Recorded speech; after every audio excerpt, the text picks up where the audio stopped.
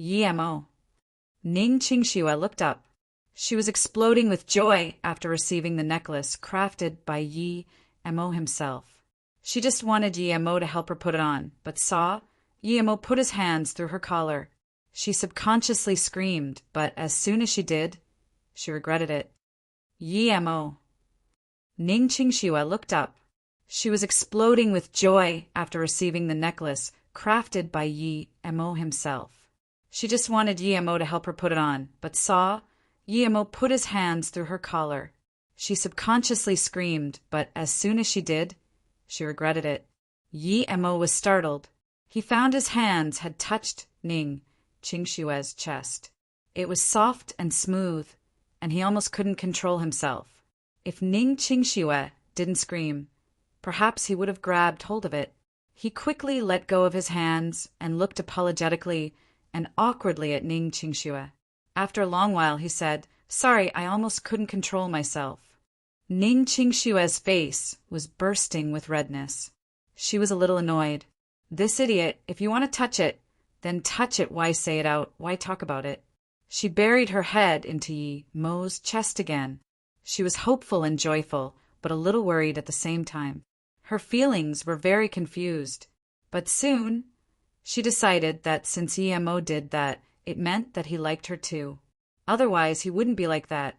When he was treating her wounds, and she took off her shirt, he didn't do anything to her. But now, it meant that he liked her. Ning Qingxue waited a while but didn't feel Yi Mo move again. She looked up with confusion, but just saw Yi Mo looking at her with awkwardness of his face. Ning Qingxue opened her mouth and wanted to say she didn't mind, but she really couldn't. He cursed at Yi Mo for being so dumb. Did she have to ask for it? "I'll help you put this on." Yi Mo broke the awkwardness and took the necklace from Ning Qingxue's hands and helped her put it on. "Is it pretty?" Ning Qingxue looked and asked. "Very pretty," Yi Mo praised from the bottom of his heart. The beads he used pearls and resonated with Ning Qingxue's skin color. Ning Qingxue, who was already extremely pretty, was made more royal and gorgeous with this necklace. "It's really pretty. Thank you, Yi Mo." Ning Qingxue looked at the necklace that reflected of white luminosity. The more she looked, the more she liked it. Ning Qingxue's unintentional actions almost made Yi Mo unable to control himself. But he thought about Luoying and resisted his urges. He then took out water and breakfast.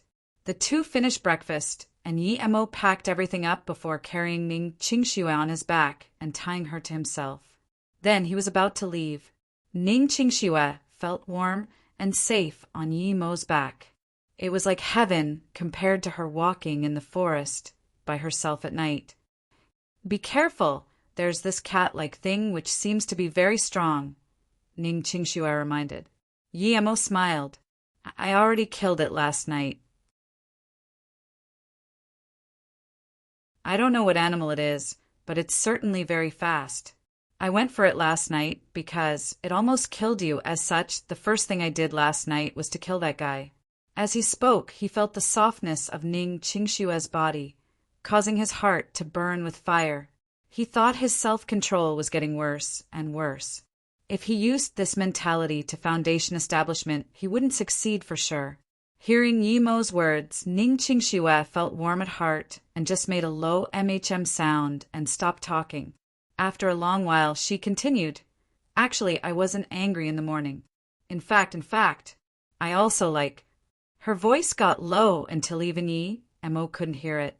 Just when Yi Mo wanted to talk, he stopped. There were two bloodied bodies at his feet. Obviously, they fell from the top of the cliff not long ago. Yi Mo's heart sunk. There seemed to be more people here.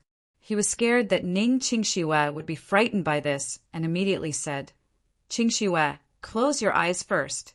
Open them after we go up." Ning Qingxue didn't need Yi Mo to remind her. She had closed her eyes already. As long as she was with Yi Mo, she wouldn't worry about anything else. Yi Mo walked towards where Ning Qingxue came down and put the rope in his ring. It seemed not bad. He didn't know what it was made from. Since there were people up there, he needed to be careful. If there came another Earth-level master like Bien Pa, he would be no match for him, even though he just got a little power boost. Much less now that he was carrying Ning Qingxue. Yi Emo looked up and saw nothing but mist. Other than some sunlight shining down, he couldn't see anything. He really didn't know how Ning Qingxue got down. A girl like her could come to the step, regardless of whether he found Luoing in the end. Yi Emo had made up his mind that he wouldn't let this girl on his back get hurt for her entire life. This cliff wasn't hard for Yi Emo. Even though he was carrying Ning Qingxue, it wasn't hard if he wanted to go up. After all, unlike ordinary ancient martial artists, he had wind-controlling technique. This was why both he and Bien Pa fell off the cliff, but Bien Pa was killed by him. If it was on the cliff, he was no match for Bien Pa, but once both of them fell off, he could kill Bien Pa. This was the difference between ancient martial artists and Dao cultivators. The 1-kilometer high cliff was very steep, but it wasn't hard for Yi Emo at all. He used wind-controlling technique, and he seemed to be blown up by the wind onto a rock surface. He paused for a moment and used another one onto a higher rock. After tens of times repeating this, he was a few hundred meters high. Ning Qingxue felt wind brush past and subconsciously opened her eyes but realized she was flying on Yi Emo's back. Even the mist was under her feet. For a moment, she forgot about her fear of heights and had an impulse for wanting to fly. But soon, she looked down and felt dizzy. They were already this high. This cliff was so high, and she really didn't know how she got down last night. Ning Qingxue was sure that if she had to come down again, she wouldn't dare. She actually did all this last night. The more she thought, the more she felt this wasn't something she did. She subconsciously hugged Yi Emo closer. She felt extremely safe on Yi Emo's back. Perhaps only this man would make her feel safe and sound. Yi Emo noticed Ning Qingxue's movements, so he turned around and said, "Don't be scared, there might be people at the top, we need to be careful." "MHM, I'm not scared when I'm with you," Ning Qingxue immediately replied. Yi Emo took a small break and used wind-controlling technique again another 100 times before stopping. He could faintly hear fighting at the top of the cliff. Yi Emo thought there were people there indeed. It seemed quite a lot of people knew about the red-leaf pumpkin fruit, but he just didn't know what sort of level of people came this time. When Yi Emo rose up another 200 meters, he could clearly scan the two fighting at the top. One was a man in his 50s, had triangular eyes and a bald head. The other one was a nun in her 30s. She seemed very pretty but cold and aloof. She had horsetail whisk as her weapon, and each of her attacks were aimed at the Baldy's vitals. The Baldy's sword wasn't any bit weaker than the woman's horsetail whisk. Seeing the two fight, Yi Emo was shocked. From the way they fought, Yi Emo knew they weren't worse than Bien Pa. Two Earth-level masters. Yi Emo was shocked. One was already too much for him, but now there was two. If he was caught, he would certainly be dead. The two people both seemed to have felt Yi Emo's spirit sense, and both looked at Yi Emo's position. Yi Emo's heart sunk. Not good.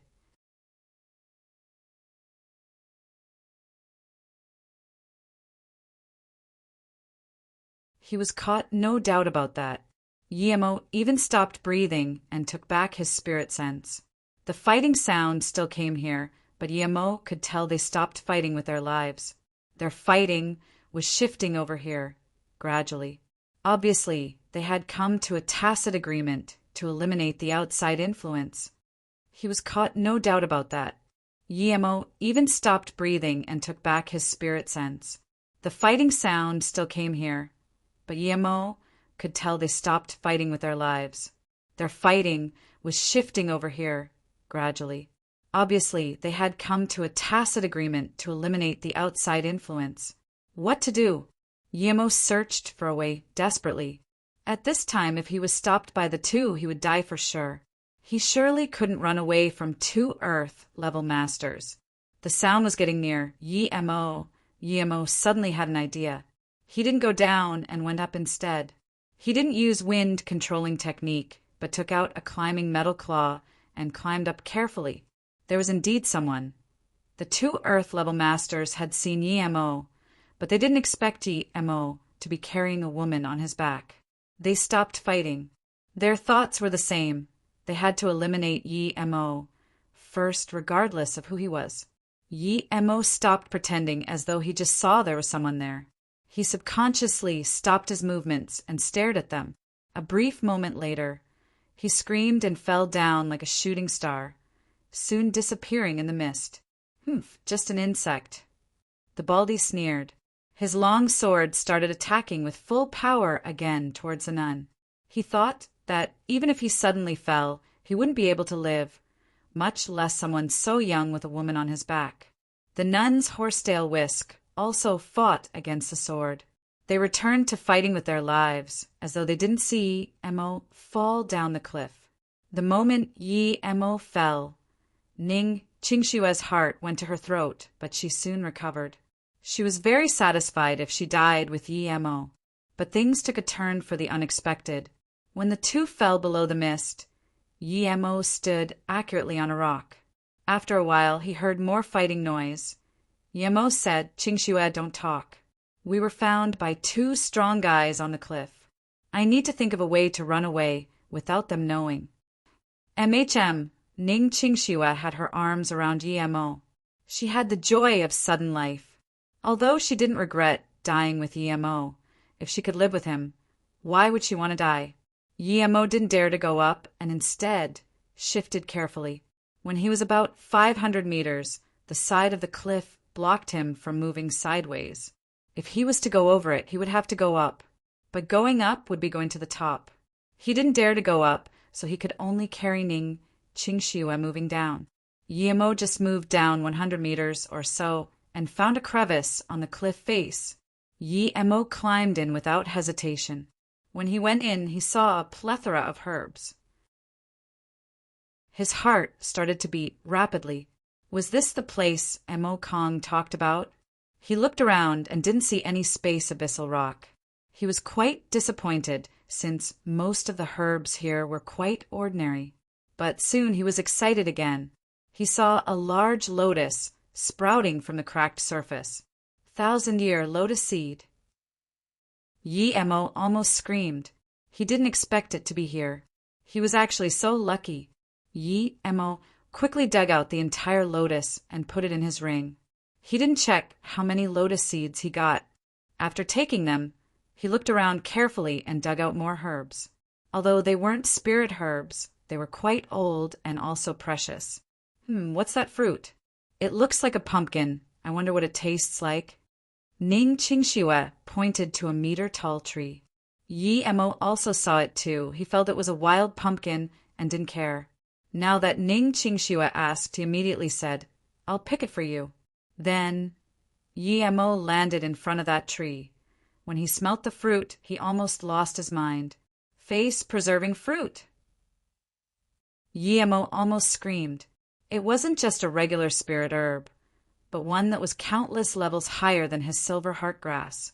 This was impossible. How could the spirit-deprived earth have such a fruit tree? Although he thought it was impossible, it really was in front of his face. This fruit was useless for cultivation, but it had an outstanding effect. Once it was made into face-preserving pill, it would be worth a whole city for female cultivators. Yi-Mo counted and saw there were 12 on the tree. He immediately picked all these and put them into a jade box. These fruits were so precious that countless people fought after them. Suddenly, Yi-Mo thought of the red leaf pumpkin fruit they were talking about. If they found out he took some, they would investigate.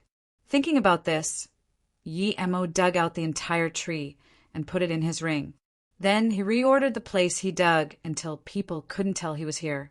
Then he carried Ning Qingxue and left here quickly from another crevice. After leaving the crevice, Yi-Mo didn't dare to stay. He continued moving until for a few more kilometers. He soon found himself on the hill, and there was still the fighting sound. Luckily, he had wind-controlling technique, or even a monkey wouldn't be able to crawl here the way he did. Did we get out? Ning Qingxue also recognized that this was the road she climbed the other day. "MHM, let's go quick." Yi Mo carried Ning Qingxue down the mountain, and after walking for another hour or so, he finally stopped. He had walked so far that those two masters probably didn't know about them. Plus, Yi Mo estimated that even if they knew there was a red leaf pumpkin there, they wouldn't be able to find it. It was too well hidden, so he didn't have news of it got out. One thing he was confused about was that why did it appear at a place like this? If you're tired, just let me down, Ning Qingxue said worriedly. I'm not tired, plus I like carrying you, Yi Mo said casually, but he actually didn't think much. When Ning Qingxue heard this, she thought to herself, so you're not as dumb as I thought you were. But she didn't feel unhappy at all, and instead had a sweet feeling. Here, eat it. Yi Mo took out a face-preserving fruit and gave it to Ning Qingxue. Although it was the biggest waste to eat it like this because it had no effect unless it as concocted into a pill. Ning Qingxue bit it and said, "It's not bad, you should take a bite too." Then she passed the fruit to Yi Mo. Yi Mo smiled. I can't afford to eat this. This fruit is worth an entire city. It can't even be evaluated by the things in this world. Huh, it's that precious. Then why did you let me eat it? Pack it up quick. Ning Qingxue passed the fruit back to Yi Mo. She wasn't clueless like before. The things Yi Mo did all meant that he wasn't an ordinary person. If he said it was worth an entire city, it meant it was really valuable. And the things Yi Mo did were unexplainable with common sense. But he still didn't avoid her. This meant she had a strong position in Yi Mo's heart. This made her very happy. Now that Yi Mo gave such a precious fruit to her, she felt a little embarrassed. Don't worry, I still have some. Even if it was the last, and you want to eat it, I will still give it to you. Because if you like it, I will give it to you. Yi Mo made it sound completely natural. Ning Qingxue phased for half a beat and surged with happiness in her heart. Her decision was right. Yi Mo was worth what she did. Yi Mo didn't hear Ning Qingxue eat nor talk for a while and subconsciously looked back. He then saw Ning Qingxue's eyes were red and swollen. Qingxue, what happened to you? What's wrong? Ning Qingxue licked the fruit in her hand and wiped her eyes. I like it, I do like it. What? Yi Mo didn't understand Ning Qingxue's words. Yi Mo, thank you. I gave you a water drop, you gave me the ocean. Thank you. Qingxue will always be yours. Ning Qingxue's voice grew so low until it couldn't be heard. Yi Mo felt his nose. He didn't think Ning Qingxue would be touched so easily. She was really an emotional girl. If Yi Mo didn't feel it himself, he would never believe she was so emotional. Yi Mo felt his nose. He didn't think Ning Qingxue would be touched so easily. She was really an emotional girl. If Yi Mo didn't feel it himself, he would never believe she was so emotional. He was also touched by her words. To him, he just did what he should be doing, but Ning Qingxue reacted so much. They both seemed to feel embarrassed and didn't talk for a long time. Just when Yi Mo was prepared to ask Ning Qingxue where the sky ditch was, Ning Qingxue suddenly asked, "What's the use of this fruit? Why is it worth so much?" Yi Mo smiled and said, "I'll tell you after you eat it." "No, I want you to tell me first, then I'll eat it." Ning Qingxue behaved in a spoiled manner in front of Yi Mo for the first time. Yet it came out so natural. Yi Mo helplessly said, "Okay, in that case I'll tell you. It's called face-preserving fruit. It can be made into a pill called face-preserving pill. Anyone who eats it can have their skin appearance, and even the organs remain the same forever at the moment they ate the pill.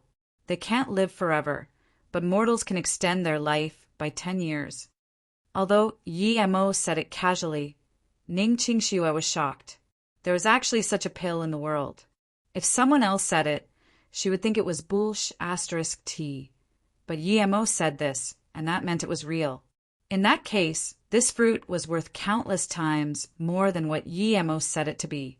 After half a beat, Ning Qingxue reacted and carefully passed the fruit shakily back to Yemo. Sorry, I bit it.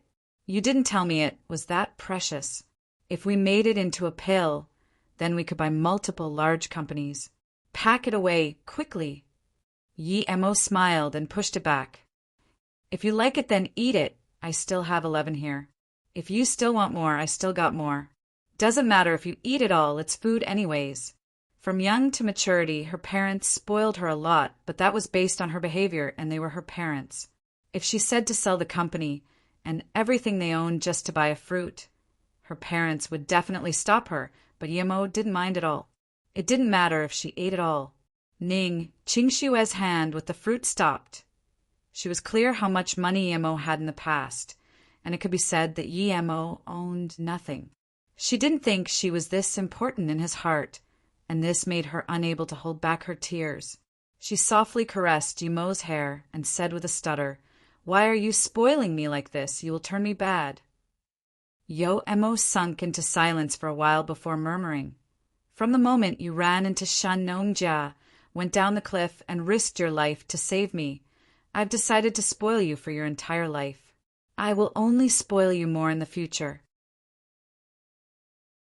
Pausing for a moment, Yemo continued, "If I can find Luoying and you're still willing to be with us, I will spoil you more.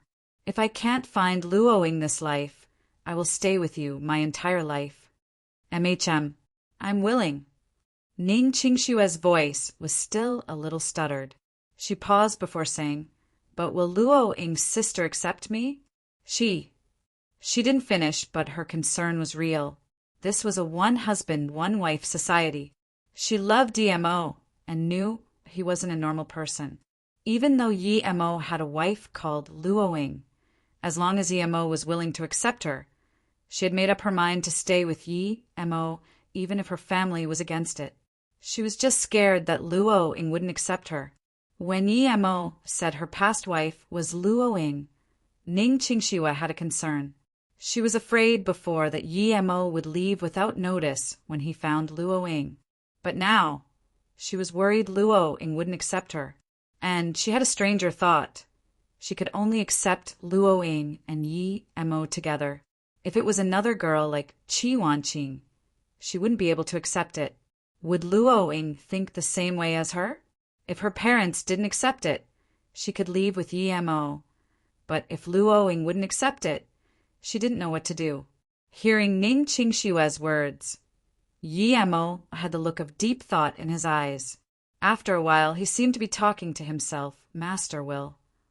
He suddenly stopped and quickly darted out tens of meters and stared coldly at a bush. "Come out." Ning Qingxue was still immersed in Yemo's words and didn't notice what was happening at all. There was a rustling sound, and a youth with tattered clothes crawled out from the bush. He looked at Yemo and Ning Qingxue in shock and confusion. "Savage!" Ning Qingxue called out. Yemo smiled. "He's not a savage. His clothes were torn apart not long ago, and they're camo. Perhaps he is the rescue team you were talking about." "Who are you guys? How do you know I'm a rescue team member?" The youth noticed both Yemo and Ning Qingxue were normal people. Ning Qingxue also understood the situation now and said, "You really are from the rescue team? You came in to save Zhang Chang? You know of Zhang Chang? Who are you guys? How do you dare to walk in here?" The man was more curious. Yemo saw he seemed to be very weak, so he threw out a packet of biscuits. "Eat something and tell us what happened." At this moment, the man finally calmed down. He ripped open the biscuits Yemo gave him. He ate very fast and devoured the biscuits in no time. Yemo then passed him a bottle of water. After finishing, the youth said with fright, "A few days ago, my team and I received orders to rescue a lost tourist here. We came in as a team of 8. When we came in, there were 2 tourist groups leading the way. We even brought guns. We thought we wouldn't be scared even if we met savages. But when we walked near the sky ditch..." Talking about this, the youth had obvious terror in his eyes. He looked at Yemo before continuing, We just saw there was a shoe there. The people immediately said it belonged to Zhang Chong. Another tourist went to pick up the shoe, but when he did, there was a sharp scream from inside the ditch. He stopped and shivered. Yi Mo took out a simple jade necklace artifact and gave it to him. Wear this and then talk. Which rescue team were you from? Are you the only one left? The man put on the necklace without hesitation and said, Thank you for your magic artifact. I will return it when we leave. It seemed he knew it was a magic artifact. Yi Mo waved his hand. No need, you can keep it. I have a lot of these simple artifacts. Continue talking. The man immediately continued. I'm Wang Kailin. Our rescue team belongs to the Shan Nongjia area. That day, the scariest thing wasn't the sky ditch, but the sound from it. The tourist who picked up the shoe froze for a moment and turned towards the sky ditch. Then he jumped in. Ning Qingxue remembered. She also saw a shoe that day. If it wasn't for the evil repellent charm, would she jump down too? Thinking about this, she had a fit of fright. She subconsciously hugged Yimo's shoulders. Smelling Yimo's familiar smell, she calmed down. Wang Kailin continued. When we saw the man jump down, we were worried, and one of my squad mates started to shine at the ditch with the light. As soon as the light shone in, he also fell. We don't know what happened. At this moment, we knew things weren't good. There must be something in the sky ditch, and we all started to run. Before I left, I also saw 2 of my squad members run towards the ditch and jump in. Yi Mo stayed silent for a while before asking, In that case, why are you fine?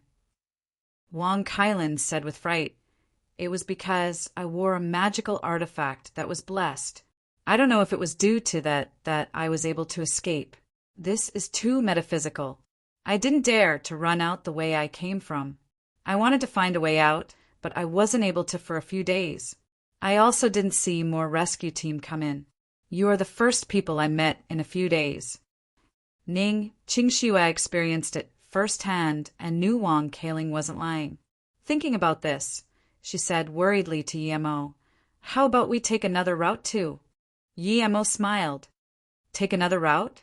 When you came in, didn't that thing scare you too? I also told that thing that if it dared to come again, I will make you turn it into ashes. Perhaps it was scared, so it let me run away, Ning Qingxue said with fright.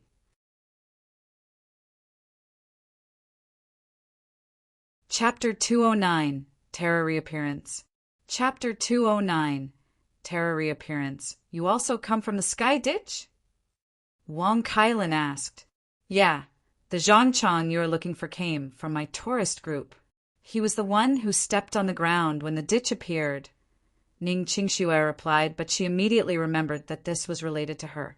If Zhangchang didn't try to show off in front of her, perhaps that sky ditch wouldn't appear. Yi Mo turned and said, I'll go there now and turn it into dust. Are you scared? Ning Qingxue shook her head. As long as I'm with you, I'm not scared at all. If she had to walk that path again, she would rather die. However, it was different when she was with Yi Mo, and she felt very sweet. Yi Mo was going to destroy that thing because she was frightened. Yi Mo looked at Wang Kailin and said, If you're not scared, then come with us. If you are, then stay here. Wang Kailin saw that Yi Mo seemed to be walking around very easy here with Ning Qingxue on his back. Most importantly, Yi Mo gave him a magical artifact. From this, it could be seen that Yi Mo was no ordinary person. If he stayed here by himself, it would be suffering. Plus, even a girl like Ning Qingxue wasn't afraid, so why would a man like him be? Thinking about this, Wang Kailin replied, I'm not afraid. If you dare to go back, I dare to go with you. Yi Mo looked at Wang Kailin with praise. Not bad, you have some guts. In that case, let's go. They returned the way they came from. Yi Mo didn't travel at full power, but was still much faster than Ning Qingxue. Wang Kailin could also barely follow. The way that Ning Qingxue took a whole night and a few hours to travel was done by Yi Mo and Wang Kailin in a few hours. At 3 p.m., they were near the sky ditch. People had already come. Yi Mo immediately noticed that tens of meters from the sky ditch were barricaded. It seemed something happened later, and people weren't allowed to enter here. Wang Kailin looked at the pitch-black sky ditch and still felt terror. Ning Qingxue only dared to secretly look at the sky ditch from Yi Mo's shoulders. I don't seem to have that feeling anymore. Wang Kailin immediately felt that he didn't have that sense of terror today. Yi Mo knew that even if it was some sort of evil spirit, it wouldn't dare to come due to his yang qi. Plus, those things may be very dangerous to normal people, but it was nothing for him. His spirit sense could detect any hidden thing as long as the thing wasn't in a higher state than him. It was just as though his invisibility could trick many people. But in the cultivation realm, this low-level invisibility was completely useless. We can leave from here. Qingxue, I'll send you out first. I'll go in there and have a look, Yi Mo said. Before Ning Qingxue could reply, Wang Kailin was worried. Why would Yi Mo dare to go in and look? Ning Qingxue bit her lips and said stubbornly, No, I'm staying with you. The reason Yi Mo wanted to go in the sky ditch and look was to destroy the thing that scared Ning Qingxue, but he was scared Ning Qingxue would be frightened by the scene in the sky ditch. Now that Ning Qingxue wanted to go with him, he immediately cancelled the plan and said, In that case, let's leave. Wang Kailin let out a deep sigh of relief after hearing Yi Mo decided not to go. He was really afraid Yi Mo would go down there, but at the same time he admired Yi Mo's courage. Yi Mo also had his own plans. He wasn't afraid of the dangers there. To him, this danger was nothing compared to Earth-level masters. He was afraid those 2 Earth-level masters would chase here. Although the possibility was small, it could still happen. After the 3 left the bush, there were more barricades outside. People were starting to come, and Yi Mo said to Wang Kailin, I won't leave with you. People outside are coming. It's best you don't say a word about seeing me goodbye. Wang Kailin looked at Yi Mo's disappearing figure in shock. He still didn't know what Yi Mo was called. He only knew that he was strong, quite bold, and gave him an artifact of unknown level. He saved his life, but since he asked him not to talk about it, Wang Kailin wouldn't. Just when he wanted to flip the fence, he saw people coming. There were more than 10 people. He felt relieved because he was finally out of danger. That horrifying forest petrified him quite a bit. But at this moment he heard that sharp howl again. The bleakness that chilled the bone came again. It was the same sound he heard last time. That shrieking howl was much stronger than last time. He immediately had this sense of helpless fear. Not only was the sound much stronger, even that bleak feeling was way stronger than before. He immediately knew that bleak feeling didn't disappear. It was probably afraid of that young man who saved him. And now that Yi Mo was gone, he was finished. Just when Wang Kailin wanted to run, that bleakness closed up on him quick. Wang Kailin felt as though his soul was being pulled away, but he couldn't move at all. The people coming for him were still a few hundred meters away.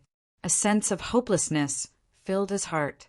Suddenly, Wang Kailin felt the jade necklace at his chest emit a pale yellow light. Then, a more sharper shriek sounded not far from him. It seemed as though it was injured and disappeared instantly, and that feeling of his soul getting pulled away also went away too.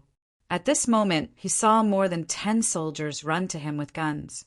Wang Kailin took a deep sigh of relief and wiped the sweat from his forehead. He took out the jade necklace Yi Mo gave him. He now knew that not only was this a magic artifact, but also a very high-level one. This would be worth at least millions in the shops, but that young man gave it to him so easily. Too bad he didn't get to know him. This was the second time Yi Mo saved his life. At this moment, Yi Mo and Ning Qingxue had left Shinnongjia Mountain District and went into the nearest town. He put down Ning Qingxue and took her to the shop, buying her a t-shirt and long pants, as well as a pair of shoes. Then the two left the town. Where are we going? Ning Qingxue could finally stay with Yi Mo now, and Yi Mo's attitude towards her had changed. There was only joy in her heart. No matter where Yi Mo wanted to go, she would follow. Yi Mo thought for a while before saying, I still have some things I need to do. After I'm done, I will go Ninghai. I've planted some silver leaf grass there. How about I send you back first and come find you after I'm done? Ning Qingxue smiled sweetly. I actually live at Ninghai. Are those precious things of yours called silver leaf grass? I know. Before I left, I asked Su Wei to help look after it. Don't worry. I'll go to Ninghai and look after your silver leaf grass and wait for you to come back. Ning Qingxue grabbed Yi Mo's hand like a wife. She was a little worried he wouldn't come back for a long time. Yi Mo thought of the bloodied silver heart grass last time and clutched Ning Qingxue's hands closely. Qingxue, you're really dumb. You actually used your own body to protect a small grass. What if you're hurt? If I didn't happen to come back last time, I really don't dare to think about the consequences. Even if I kill the entire Song family, so what? MHM. Ning Qingxue replied quietly. She felt sweet because of Yi Mo's concern. After a while she said, I actually don't regret it. At that time, I only know you liked that grass a lot, but I hurt you again and again. I just wanted to help you keep something that was useful to you. Other than that grass, I didn't know what I could do for you. Sometimes I really feel I'm useless. I won't allow you to do something so stupid again. I don't care about that grass, okay? Yi Mo pitifully held Ning Qingxue's hands. A girl loved him wholeheartedly. I know you won't care. I could even eat that face-preserving fruit whenever I want. Sometimes don't spoil me too much. I'm afraid that feeling would suddenly disappear. Ning Qingxue's voice grew soft. The nicer Yi Mo was to her, the more she worried that she would suddenly lose it one day. She wanted herself to be useful to Yi Mo and not be his burden. Stupid, don't think like this anymore. You know I won't suddenly disappear in front of you. Before was before, now is now. It's different, okay? Yi Mo looked at the extremely vibrant and beautiful Ning Qingxue and felt more loving at heart. Seeing Ning Qingxue not talk, Yi Mo talked slowly. I will make the Song family disappear, don't worry. No, I don't care about that. Everything is fine as long as you come back. Chapter 210, Secret Plans. Chapter 210, Secret Plans. Ninghai. Su Jingwen had her eyebrows locked in a frown while sitting in the same room with her mother. She didn't expect her cousin would suddenly propose to her through her mother, and even wanted to settle things by October 1st. This made her very annoyed, not knowing how to deal with it. She was very grateful to her cousin Xia Weizheng because he also stayed with her and played with her. However, she only held brotherly feelings to him, not the love between lovers. This was why she rejected her cousin's invites a few times. It wasn't to say that she didn't notice this beforehand, but she felt that she wasn't prepared, at least not now. Su Jingwen's mother, Mu En, originally thought Su Jingwen wouldn't reject because when Xia Weizheng came back, she was the happiest person. However, she didn't expect her daughter to frown and say she hadn't thought about it. It was obvious she wasn't shy, but really didn't think about it. Although Muan really liked Xia Weizheng, it was her daughter's business, so she could only provide suggestions. If Su Jingwen really didn't want to, she wouldn't force her. Jingwen, this concerns your entire life. You're not young anymore, and I can only give you advice. Xia Weizheng is good-looking and a doctor from America. Main thing is he's still the same all these years he's been at America. I won't say any more. Just think about it yourself. This is you young people's business. Sai. Mu and seemed to have thought of her own unfortunate marriage. Although Su Jingwen was so old, she and her father was no better than strangers. Seeing her mother walk out, Su Jingwen also sighed as she rubbed her forehead. She didn't know how to reject her cousin. Although her mother said her cousin hadn't changed, she felt her cousin was too possessive. Perhaps in his heart he felt she belonged to him, and this made Su Jingwen reject the notion subconsciously. However, her cousin was so much better than that Wangpeng. Even if he was to have such feeling, he had to wait at least until she was his lover. But now, she really only had brotherly feelings towards him. Su Jingwen remembered last time when her cousin tried to force her to accept the bracelet. That made her uncomfortable, and she subconsciously looked at her bracelet with only 2 beads and thought about Ning Qingxue. She said she was going to a dangerous place last time, and she wondered if she had come back. Su Jingwen called Ning Qingxue, but the line was dead. Did something happen to her? Su Jingwen thought. She could no longer resist and was going to call Li Mume and ask. At this moment, her phone rang. Su Jingwen picked up and heard the voice. She immediately screamed in surprise. Qingxue, you're back? Where are you? Okay, I'll come over immediately. Beijing Song family. Song Qiming, the leader, had a serious face as he sat on the leader chair in the meeting room. Even the old man of the family, Song Yuanyi, came to this meeting.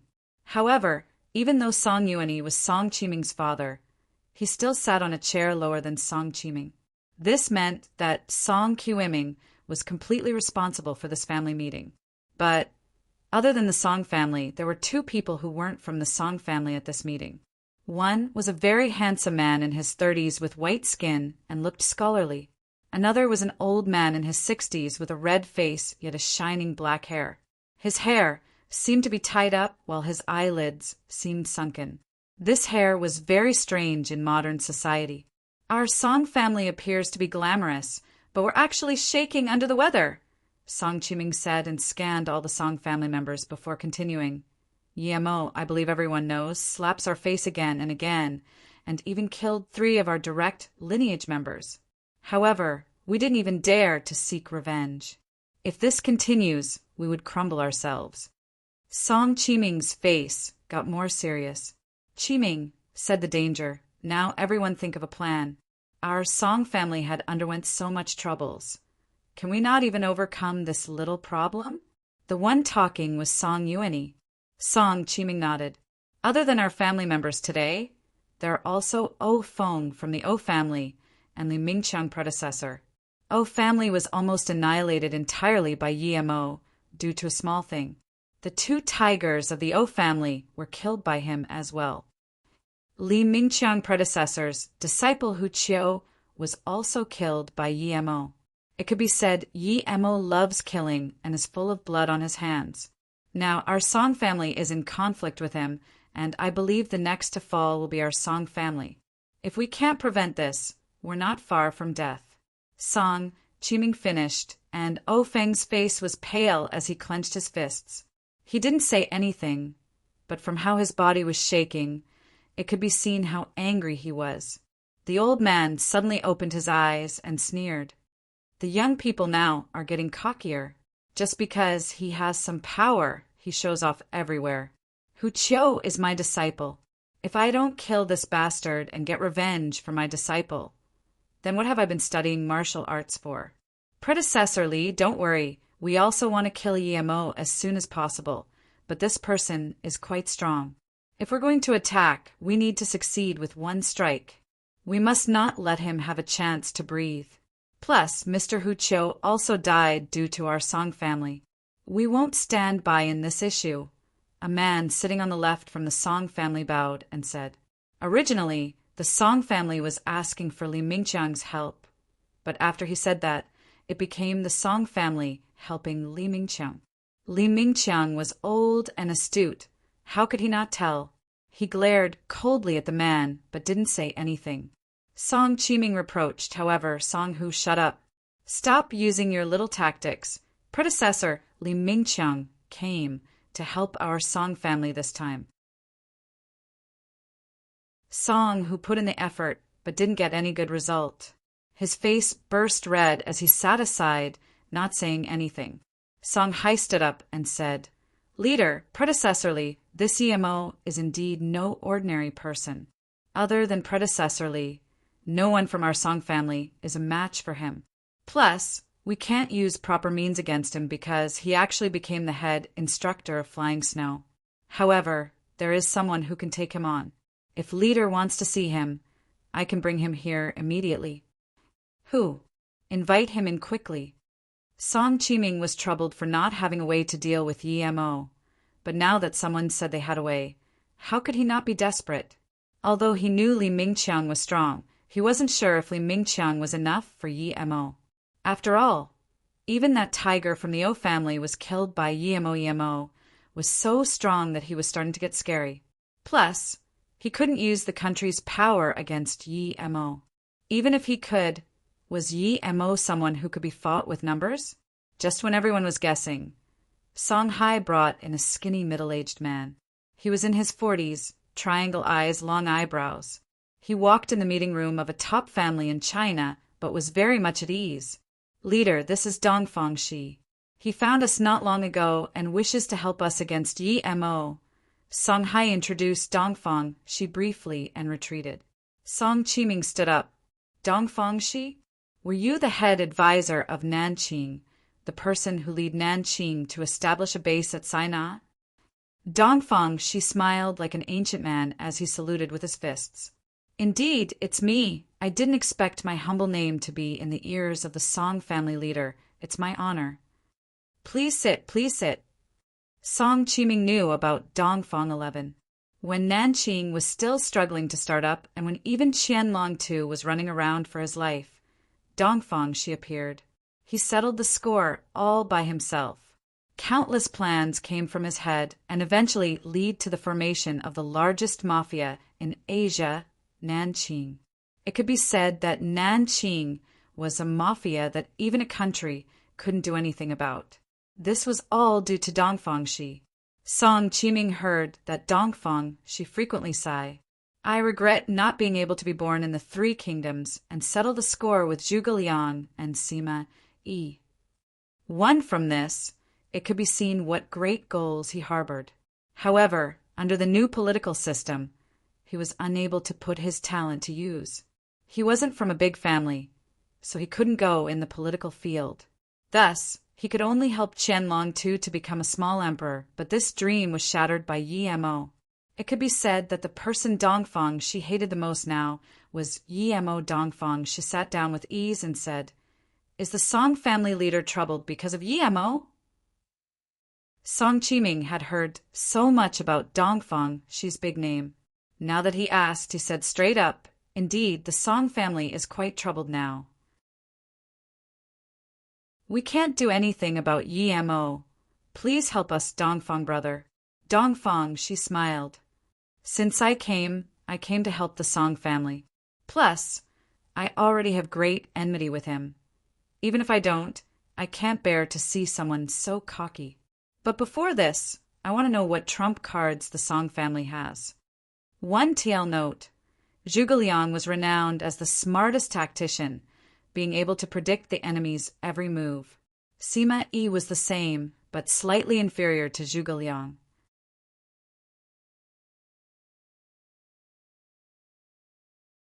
Chapter 211. Killing Through Another's Hands. Chapter 211. Killing Through Another's Hands. Song Chiming hesitated for a while and didn't talk. Dongfang Shi saw this and laughed. Then he stood up and said, In that case, just pretend I never came. Hold up, brother Dongfang, please sit. There's nothing really I can't talk about. Although we can't use the country's power, but we can pull out some army from the south, north, and west side. However, we can't only use the excuse of training them. The time can't be too long, no more than 8 hours. Then Song Chiming looked at Ofeng and Li Mingqiang and said, We have 4 yellow-level masters. Predecessor Li is black-level intermediate stage master. Dongfang Shi sat down and took another sip of the tea. Song Chishin saw that Dongfang Shi didn't talk for a long while and was a bit unhappy and asked, What does Mr. Dongfang think about this?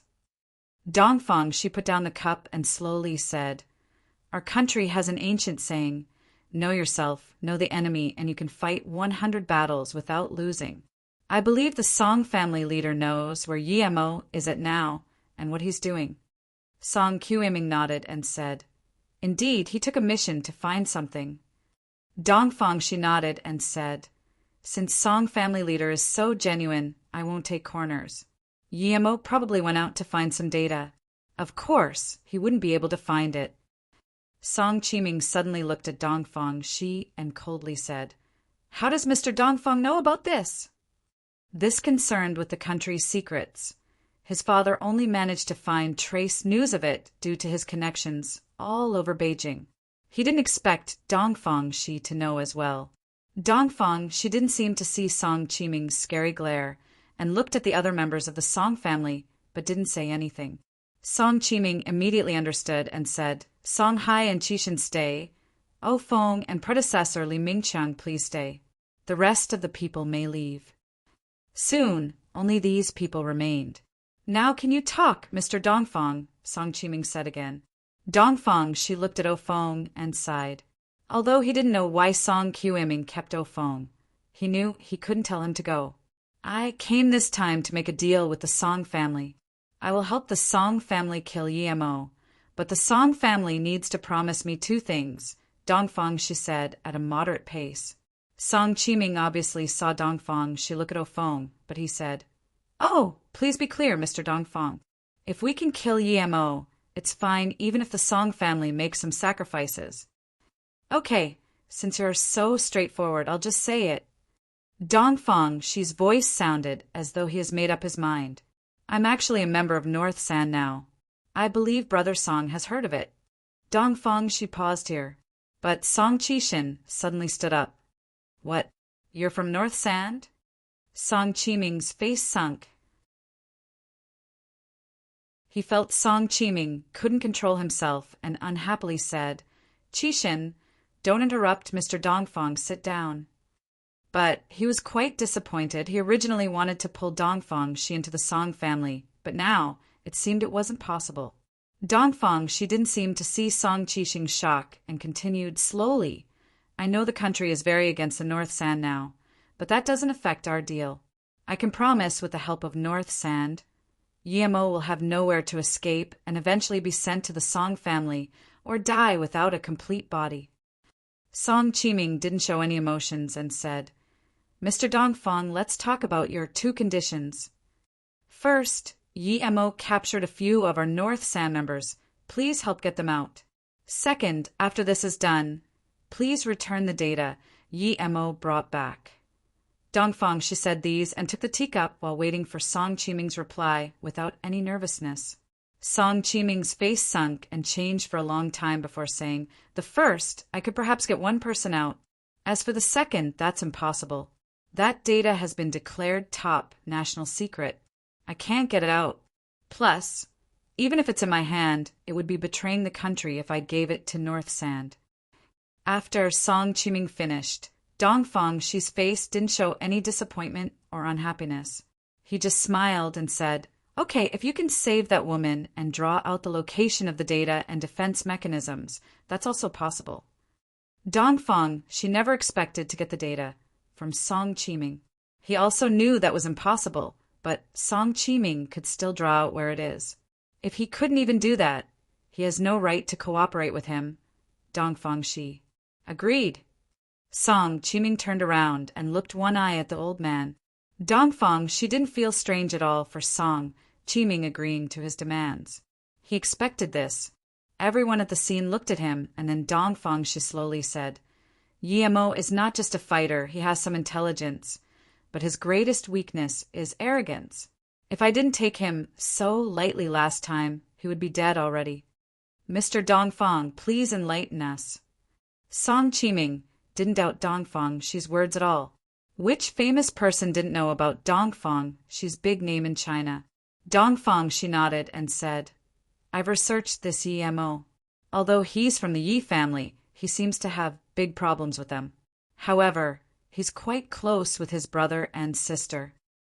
"Do you mean for us to kidnap his sister and brother and use it to threaten him?" Song Qishan frowned and said. Dongfang Shi sneered, "If it's just that, then there's no need for me." He paused before continuing, "Although predecessor Li is strong, but I believe Yemo is on par with him, and he is not someone who can be stopped with numbers. Can you stop predecessor Li with numbers?" Although Dongfang Shi said that, everyone knew he was taking care of Li Mingqiang's face. Although Li Emingking was strong, but faced with people and firearms, he wouldn't be able to escape. Dongfang, she was implying that Yemo was much stronger than Li Mingqiang. Although Li Mingqiang also realized this, he just had a bleak face and didn't talk. Dongfang, she couldn't be bothered with Li Mingqiang's feelings and said, "There are 3 campus queens of Hua Uni. The first is Nye Shuangshuang. She is living in her relative's house, and this relative could be counted as from the Song family." Dongfang, she looked at Song Qiming, and Song Qiming looked at Song Hai. Song Hai quickly said, "Nye Shuangshuang is living at Song Fei's house. She is a distant relative of Song Fei." Song Qiming frowned. He had only heard of the name, but couldn't think of who the person was now. He didn't understand why Dongfang she was talking about this, so he asked, "So what?" Dongfang, she smiled. Although Yemo was decisive in killing, he has a fatal weakness, and that is he cares about relationships too much. And he likes to involve himself with annoyances that comes in his eyes. If he saw such a pretty girl like Nye Shuangshuang in danger, would he go save her? Once he saved her, it shouldn't be hard to seduce Yemo with Nye Shuangshuang's beauty. As long as Yemo falls in love with Nye Shuangshuang, and even go in bed, then the later plans will fall into place. Yemo's sister Yiling is also a campus queen of the Hua Uni. I believe she looks very good too. Song Qiming immediately thought of something, and his expression became interested. He looked at Song Hai and said, "Song Hai, give some water for Mr. Dongfang." "Mr. Dongfang, please continue." "Dongfang," she said, "according to what I know, a month later there will be an auction at a Dao Square in Wuliang Mountain. Many hidden sect masters will be going there. Those without a plate will be killed immediately when they go in. I happen to know the entrance to this auction, so..." "So what?" Even Song Qiming couldn't resist the desperation and asked, "Tell Nye Shuangshuang to bring Yemo to Wuliang Mountain and call Yiling. Tell her that her brother is at Wuliang Mountain and then bring Yiling to the auction place. That way, Yemo would be dead for sure." Dongfang, she's mouth had a cruel smile. Everyone looked at Dongfang, she wanting him to say how Yemo would be dead for sure. Dongfang, she didn't keep it from them, and continued, "The entrance has 2 masters of the hidden sects guarding it. One of them is at the peak of black level, and one is said to be halfway to earth level. The main thing is, these 2 are extremely lustful. It could be said that they are sex demons. Once these 2 see Nye Shuangshuang and Yiling, they would make a move for sure. Mr. Dongfang means for these 2 to rob the 2 girls and make them fight with Yemo?" Song Qiming asked. Dongfang, she shook his head. "Not quite right. It's against the rules for Yemo to just go into that passageway. But the hidden sect people can't just rob girls too. You can make Nye Shuangshuang seduce one of them. Then the other wouldn't be able to resist and make a move on Yiling. Someone as prideful as Yemo would be extremely infuriated when he's cheated on by the woman he loves and has his sister harassed. When he is extremely angry, his battle power would decrease for sure. The main thing is both of his opponents won't be easy. Why not choose Ning Qingxue?" Song Qishan asked subconsciously. Dongfang, she shook his head. "I still have big uses for her. I will tell you this later. After Yemo is captured by the 2 hidden sect masters, he would be dead for sure. Even if he barely makes it out alive, he would be heavily injured. At the exit, we just need predecessor Li and a few yellow level masters. Then we will have another 2 yellow level peak stage masters to stop him. Yemo would have no way to escape, but you will also need to have some men nearby to prevent him from running into the forest." Seeing everyone look at him, Dongfang, she confidently said, "With my previous setup, we won't even need to worry about Yemo running into the forest." Seeing everyone look at him, Dongfang, she confidently said, "With my previous setup, we won't even need to worry about Yemo running into the forest." Everyone fell into silence. After a long while, Song Qiming said, "But do you know where Yemo is now?" Dongfang, she smiled. Song family leader underestimates North San too much. As long as Yemo doesn't intentionally hide himself, we can know where he is very soon. I believe Yemo would definitely not intentionally hide himself now. Even if what you said comes true, Nie Shuang is just a normal student. Even if she's pretty, so what? You're asking a student that hasn't yet gone into society to trick Yemo. Before she even talked, perhaps Yemo would notice. This time it was Song Qishan talking. Even Song Yuani nodded afterwards. Indeed, I know Nie Shuang and she's rather shy. Although she's named the prettiest girl in the school, she isn't good at socializing. Plus, a girl's first time is rather serious for them. I believe it's two. Although Song Hai didn't finish, everyone could tell he doubted if Nie Shuang could accomplish the task. However, Dongfang, she interrupted. It seems you don't really understand Nie Shuang. There are a lot of beautiful women, but the reason I chose her as first is because she and Yi Ling are both at Qing University. The other main reason is she isn't the girl from the rural she looks like. We did some investigations, and if we're correct, she belongs to the semi-hidden sections. She comes from 4 states and 9 moons temple. And this girl has an evil cultivation method. She loves sucking the yang essence of men. She has caused quite a lot of harm to men, but no one has found out yet. She's from the semi-hidden sects? She cultivates such an evil art?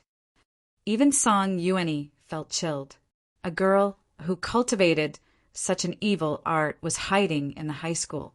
Song Hai obviously didn't expect this, but he immediately remembered Yemo's personality and said, in that case, Nie Shuang is no longer a virgin and should be very familiar with sex.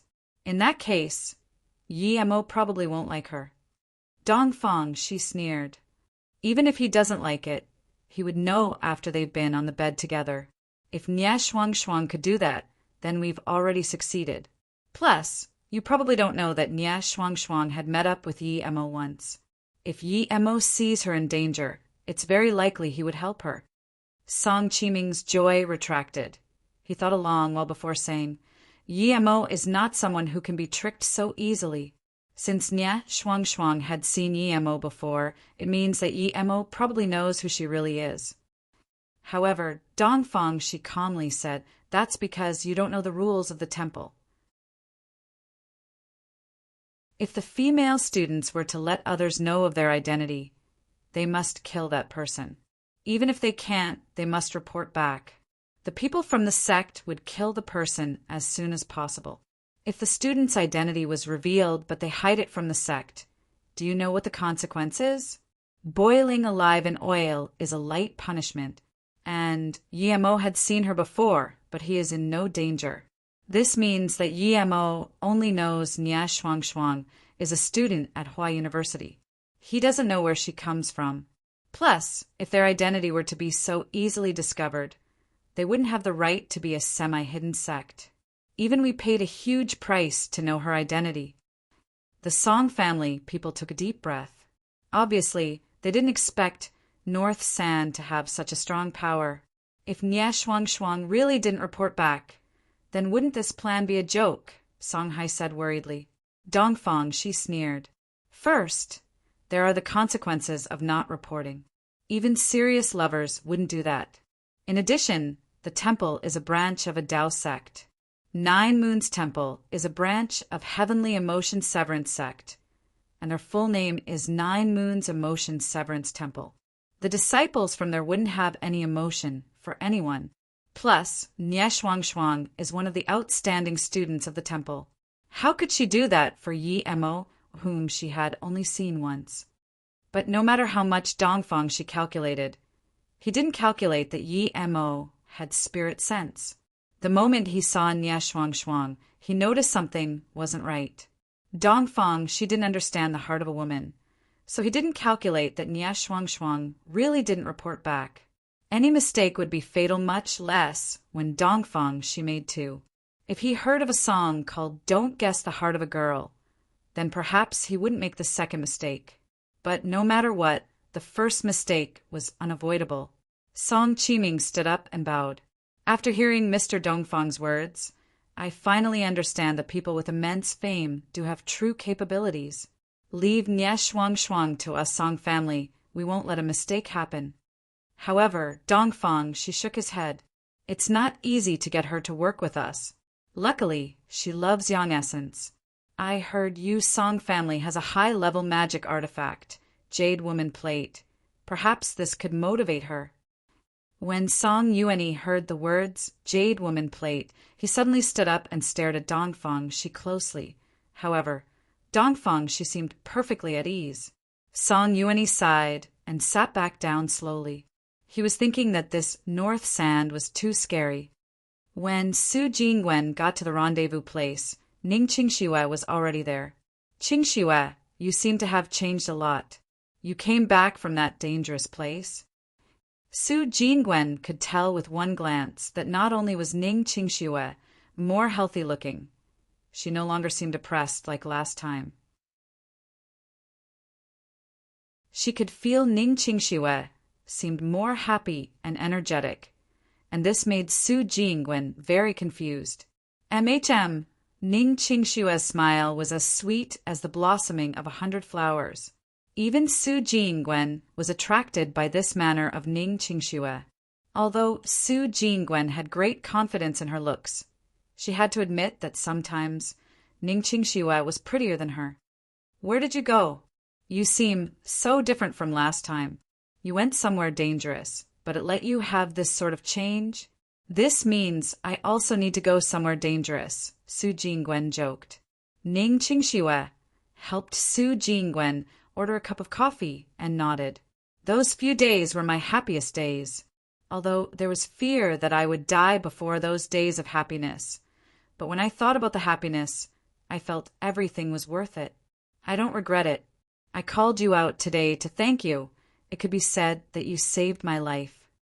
Su Jingwen opened her eyes wide and looked at Ning Qingxue. When did she save her life? This is for you. I'm very grateful you gave me 3 beads last time. This bracelet is for you. Ning Qingxue took out that bracelet for Su Jingwen. It's so pretty. Su Jingwen could tell with one glance how precious the bracelet was. The 12 beads had a dim aura making people feel very comfortable. Where did you buy it? Although Su Jingwen knew that it wasn't as good as the beads she gave Ning Qingxue no matter how pretty this bracelet was, but she still very much liked this bracelet. Ning Qingxue shook her head. This wasn't bought. I asked GMO to make it for you because I used up the 3 beads you gave me last time. What? Su Jingwen's hand shook and the bracelet almost fell to the ground. No wonder this bracelet had a familiar, serene feeling. It was made by Yi-Mo. It could be said that this bracelet was worth much more than the 3 beads she gave her. However, Su Jingwen had a mixed feeling. Although she knew it was worth more than the 3 beads she gave Ning Qingxue, she felt uncomfortable. When Ning Qingxue left, she told her to ask Yi-Mo to make a bracelet for herself, but when she really got it, she felt it was missing something. Although the 3 beads she gave Ning Qingxue was coarse, Yi-Mo made it for her birthday. But Su Jingwen thought this bracelet was also made for her by Yi-Mo, so why didn't she have the same joy as before? Perhaps it was because Ning Qingxue asked Yi-Mo to make it for her. Jingwen. Ning Qingxue saw Su Jingwen seem to be lost in thought and called. Oh. Su Jingwen came back to her sense and put the bracelet on the other hand, but she didn't take off the bracelet with 2 beads. Then she smiled to Ning Qingxue and said, Thank you. Qingxue, did you meet Yi-Mo? When Ning Qingxue heard Su Jingwen talk about Yi-Mo, her face was full of bliss. Yes, I went to find him this time. I was still with him yesterday, but he said he would come back for me soon. Su Jingwen hesitated for a moment before saying, If Yi-Mo comes back, can you bring him to my house for a while? My mom wants to thank the person who saved her life. So, Ning Qingxue said without hesitation, Sure, I'll ask him when he comes back, but I'm sure he will agree. How do you know? I feel Yi Mo has his own judgment.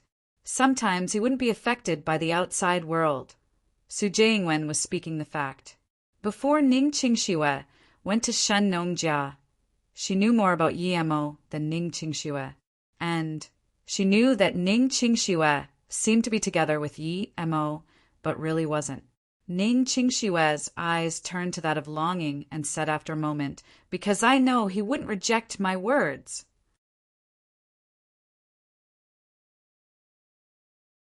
After the fight with Bien Pe, Yi Mo knew that his power compared to top masters was a far cry.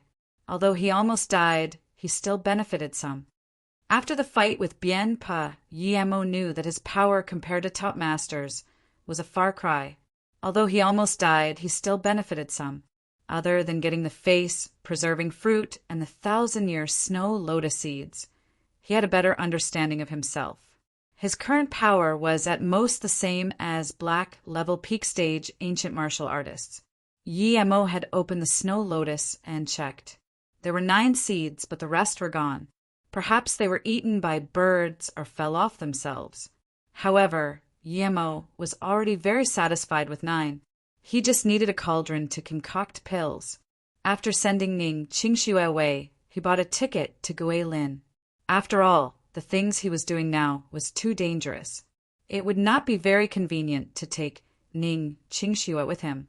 Yi Mo took the train due to a few reasons. One was because there was no direct flight from where he lived to Guilin, and another was he hadn't had a good sleep for a while now, so he wanted to sleep on the train. Compared to most other passengers, Yi Mo's hands were empty. Other people all had big or small bags. So when Yi Mo was getting his ticket check, people subconsciously stayed away from him, but Yi Mo didn't care about that. Just when Yi Mo was getting his ticket checked, a voice called out to him, "Is it Yi Mo ahead? Wait up." Yi Mo stopped, thinking Ning Qingxue had gone back to Ninghai. Who else here knew him? But soon he saw who it was. It was a journalist with a backpack and a camera hanging off her neck. Yi Mo had seen her before. She was called Xiaolei. He met her when he went to Flowing Snake. She was very bold and dared to go anywhere dangerous. Yi Mo didn't even need to think to know that she came here to interview about the Sky Ditch and Shan Nongjia. "It's you, what's the matter?" Yi Mo turned around and asked. As a famous journalist, she had seen all sorts of people, but never has she been lost for words. She didn't know how to reply to Yi Mo's question. Yi Mo smiled and said, "If you don't have anything, I'm going on the train, goodbye." "Huh. Wait, I have something." Xiao Lei reacted. Yi Mo was her hero, the hero who saved her life. She finally met him. So how could she let him go just like that? What's the matter? Yi Mo wasn't in too much of a rush. There were a few minutes before the train drove off. "Yes. Oh, by the way, I haven't been able to thank you last time for saving me. I finally met you now, so I want to invite you to food." Then she realized she was really dumb. Yi Mo obviously had train tickets in his hands, but she asked him out for food. As expected, Yi Mo waved the ticket in his hand and said, "That's no big deal, don't worry about it. You're probably going to do interviews at the Sky Ditch, aren't you? I have one suggestion. It's up to you if you listen or not. I advise you to not go in and stay away from the Sky Ditch." "Huh, you also know about the Sky Ditch? It should be fine now.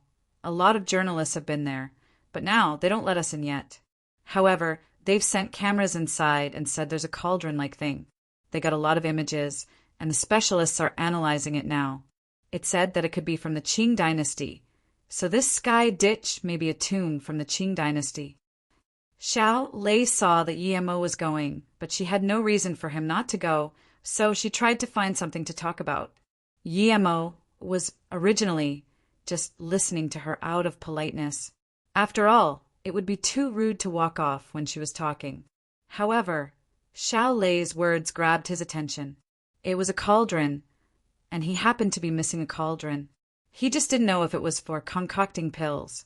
Thinking about this, Yi Mo asked, "Do you know how big the cauldron is?" Seeing that Yi Mo seemed to be interested in this, She quickly said, "We don't know yet now, but I have some pictures now." Then she took off her bag and started going through it. Yi Mo subconsciously walked in front of Xiao Lei. His heart was pumping. If that cauldron in the sky ditch really was a concocting pill cauldron, then he wouldn't need to go look for one.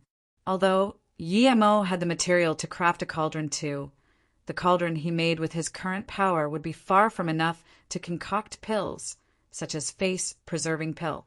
Moreover, the materials to make the cauldron were relatively precious and hard to find. Xiao lay squatted on the ground, and the stunning view at her collar was exposed. Although Yi Mo was standing next to her and could see easily with one glance, his mind wasn't focused on this. He was staring closely at her hands. To him, the cauldron was the most important thing. The moment Xiao Lei took out the pictures, Yi Mo took it immediately. Although it wasn't very clear, but it could be seen that it was indeed a cauldron. Although it wasn't clear, he saw a ditch next to the cauldron. That was where the waste went. This was a concocting pill cauldron for sure. Yi Mo's heart thudded with joy. He didn't expect a cauldron to appear in front of his eyes just when he was thinking about one. At this moment, his impression of Xiao Lei rose drastically. Were these taken at the sky ditch? Yi Mo took the photo and asked. "Yeah," Xiao Lei replied immediately. Then she said, "I came to pick up a coworker, but didn't expect to meet you here. I'm really lucky. If you're not busy, I want to invite you to food. I will pay for your ticket later." Since he saw the cauldron, Yi Mo wouldn't be leaving for sure. Now that Xiao Lei said that, he immediately nodded. "Haha, the train has probably started now. You don't need to pay for me. See if your coworker has come." Xiao Lei turned around and saw a man and a woman carrying bags walking over. She quickly waved her hands and said, "Bai Jia, Chu Dong here." "Xiao Lei, is this your boyfriend? We took a photo for you guys just then." The girl walked up to the two and shook hands with Yi Mo. "Hello, I'm Bai Jia, Xiao Lei's co-worker." Yi Mo then shook hands with Chu Dong before saying, "I'm Yi Mo. I just met her not too long ago." "Then you must work harder. Xiao Lei is the beauty of our channel. The people wooing her could line up and fill an entire street. Although you're not bad, but you still need to work hard." Bai Jia already started joking with Yi Mo. Xiao Lei quickly punched Bai Jia. "Bai Jia, stop it. Stop saying weird things. Let's go. Food is on me today. Yi Mo saved my life. It's not what you think." Chu Dong remembered and quickly said, "Yi Mo, is he the master who saved you last time at Flowing Snake? I've been longing to see you." Even Bai Jia looked at Yi Mo differently. Obviously, his value was many folds higher now. Xiao Lei pulled them away, helplessly. She regretted telling everyone about it now. After he was forced to eat with the three, Yi Mo had to leave behind his number and take down theirs before he had a chance to go. Xiao Lei was very disappointed, however. She finally managed to ask Yi Mo out, but they just ate and it was with her coworkers. There was no development at all. "No way, Xiao Lei, you really into him?" Bai Jia saw the lost face Xiao Lei had after Yi Mo left and joked. Xiao Lei shook her head. She didn't really like him, but it was a feeling she couldn't describe. Compared to Yi Mo, the Wang Qianjun who left her behind was trash. However, she knew that no matter from which aspect, she was much worse than Ning Qingxue.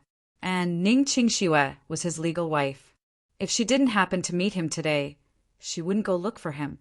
"Let's go. I'll tell you guys about the sky ditch. If we're successful, perhaps we can go in this afternoon. There's not only journalists from our channel, so the competition is very intense. I hope we can make the most fascinating report and beat the other channels," Xiao Lei said. When Yi Mo returned to the Shennongjia, it was surrounded by troops with real guns. Many machines were digging, and any obstacles were removed. By the looks of it, perhaps it would only take half a day before they neared the sky ditch. The journalists surrounded the outside, tried to take photos. Yi Mo noticed that there were some masters here, but the highest one was only black level elementary stage. He could avoid them with invisibility as long as he didn't use chi. It was only a few minutes, and Yi-Emo got by the machines and came to the sky ditch again. Although it was just tens of meters away from the outside open space, the sound seemed to be turned off as soon as he came here. Everything was dead silent.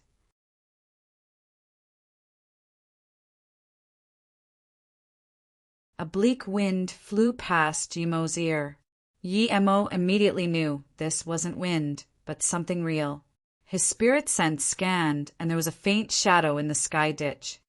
A bleak wind flew past Yi-Emo's ear. Yi-Emo immediately knew this wasn't wind, but something real. His spirit sense scanned, and there was a faint shadow in the sky ditch. At this moment, the digging sound from outside seemed louder. Yi-Emo scanned his spirit sense in the sky ditch. There was an area of about 70 meters. There was a stand, but he couldn't see what was below the stand.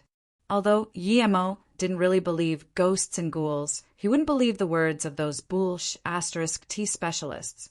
Each time there was an unexplainable phenomenon, it would be due to magnetic fields or some other *T. There were too many unexplainable things in the world, and Yi-Emo, who came from the cultivation realm, knew more unexplainable things there. In Yi-Emo's view, this was due to there being less spirit chi in the world. Spirit chi could make everything grow and become intelligent. Without spirit chi, the things in the world would lose its special attributes. Although Yi-Emo felt there was an evil spirit he couldn't see here, he didn't mind. His spirit sense could feel it. Plus, this evil spirit had a natural fear towards him. Yi-Emo jumped down the sky ditch and landed on the stand. He immediately saw a camera and threw a fireball without hesitation, burning the camera to ashes. He jumped from the stand and landed on the ground. As soon as he did, he saw numerous bodies. They died not long ago. This place was indeed strange. He scanned out his spirit sense. This place wasn't like what Shaolei said, an ancient tomb. It was a dried-up riverbed. There were stones and sand everywhere. There were also some ancient bones and rotten plants. Yi-Emo cared about the cauldron the most. He found the cauldron very soon at another stand. It was left there alone. Yi-Emo came to this stand, and just when he wanted to pick it up, he felt an animosity struck from beside. He immediately knew it was that evil spirit before. Even Yi-Emo didn't know what it really was. If it was a ghost, why did it have a shadow? If it was an animal, why could it only be seen by spirit sense? Yi-Emo's main purpose here was the cauldron. But now that he was attacked by the spirit, he was furious. Plus, this thing scared Ning Qingxue before. Perhaps the numerous corpses here were related to it. Killing intent rose as he immediately surrounded the shadow with his chi and threw multiple fireballs at it. It seemed that the evil spirit could only scare people and disappear. When it met a real cultivator like Yi-Emo, it couldn't resist at all. There was a sharp shriek and it turned to dust. Yi-Emo was disappointed. It was that easy. He didn't even try, and this thing was gone. No wonder a charm he made at stage 1 chi gathering could stop it. This thing could only stay in the sky ditch. If it left, even an ancient martial artist could kill it by sensing chi. But even though Yi-Emo killed it, he still didn't know what it was. At least, Yi-Emo knew there was no cultivators here. Yi-Emo didn't pay any more attention to it. He picked up that cauldron, but soon he was disappointed. This cauldron was just a model. In other words, it was just something carved out of stone, placed here like a sign. Yi-Emo shook his head and put it back down.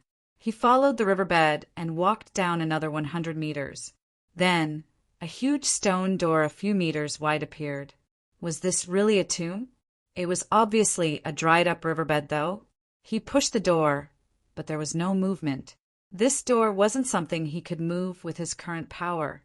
Yi-Emo pulled out that long sword from his ring and sliced 4 times towards the middle. The stone door was cut open like tofu. Yi-Emo scanned his spirit sense in, but the inside was filled with rotten air. There was no danger. Yi-Emo walked in, and there were rows of rotten wooden shelves. There were lots of ceramic vases, wooden vases, and even jade vases. With the wind Yi-mo brought in, the rotten shelves all crumbled. Yi-mo brushed away the dust and started to look around carefully. The first to appear in his eyes was a middle-sized cauldron. Yi-mo checked it and discovered that it was not a model but a real cauldron. It had a dragon head on each side with an opening at the waist and a lid. It was a well-equipped cauldron. It was the exact same as the model. Yi-mo rejoiced and picked it up. It was a good cauldron indeed, and it concocted quite a lot of pills. Even after so many years, he could still smell a faint herbal smell. This was a good thing, but Yi-mo could tell that it didn't come from the cultivation realm. Even he didn't know what material it was made from, but it was definitely top material. The craftsmanship was also top-notch, but it didn't have formation markings on it.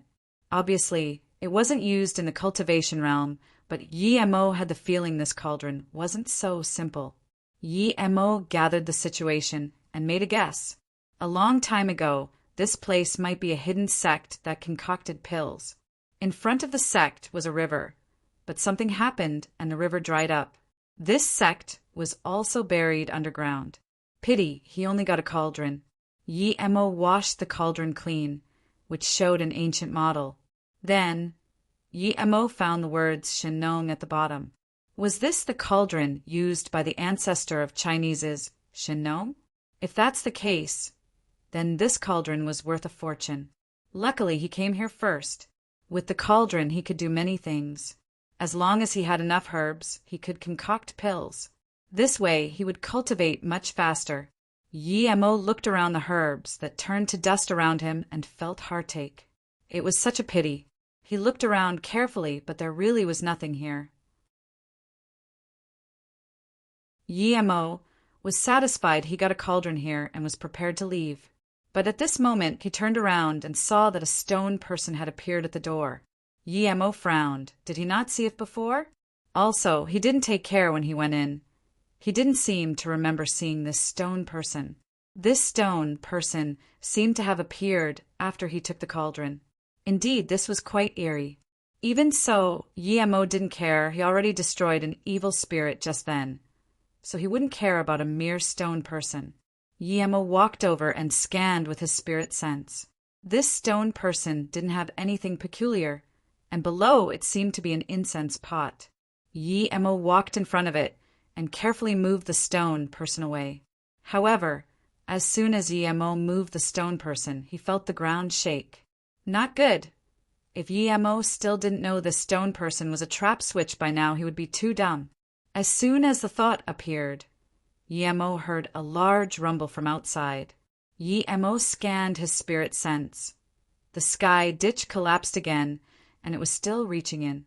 Yi-mo immediately understood that if he didn't get out in time, he would be buried alive. Even though he was stage 3 chi gathering, it would be very hard to climb out of the earth after being buried 100 to 200 meters underground. This place wasn't the desert. It was full of mud and rocks instead. However, Yi-mo didn't worry. Even if he was buried, it would just be hard getting out, but it didn't mean he couldn't. Waves of mud fell. He knew it wasn't plausible to leave through the stone door since it was probably filled up already. Yi-mo turned and ran inside. There were rotten wooden shelves and herbs everywhere. This made him think about the place he saw in the desert. There were many purple heart vines, but they all turned to dust. Yi-mo originally wanted to run to the end and open up a way with a long sword, but then he realized that if this place was a place to concoct pills, there couldn't only be one exit.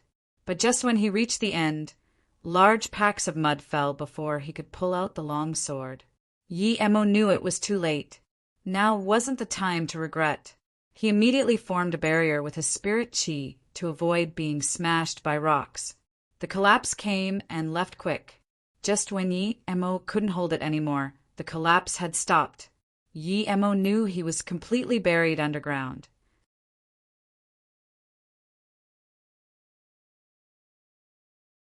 Although Yi-mo was buried underground, he didn't feel worried at all. He was scared of being buried because it would be too dirty to be covered in mud. But now that he was buried, he could still go out. It was just a bit troublesome, but 100 meters underground wasn't enough to take his life. Although Guillermo was buried underground, he didn't feel worried at all. He was scared of being buried because it would be too dirty to be covered in mud. But now that he was buried, he could still go out. It was just a bit troublesome. But 100 meters underground wasn't enough to take his life. Guillermo pulled out the long sword and started digging at the stone wall. He decided to dig forward. If there was no way out, he would start digging up because, after 10 meters, there would be no place to place the rubbles. Guillermo felt lucky. He only dug less than 10 meters, and he eventually cut through. Fresh air came in, and Guillermo crawled out. It was in the middle of a cliff. He sighed. Although he was very dirty, he didn't have to get through 100 meters of dirt. Just when Guillermo was prepared to leave, he heard voices from the top of the cliff. "Julien, I'll say it again. Even if you chase me to the ends of the earth, I didn't take anything, and I didn't kill Bien Pa." The voice was a very pleasant female voice. Hearing this, Guillermo wanted to extend his spirit sense out, but he immediately took it back. Guillermo knew how strong Bien Pa was.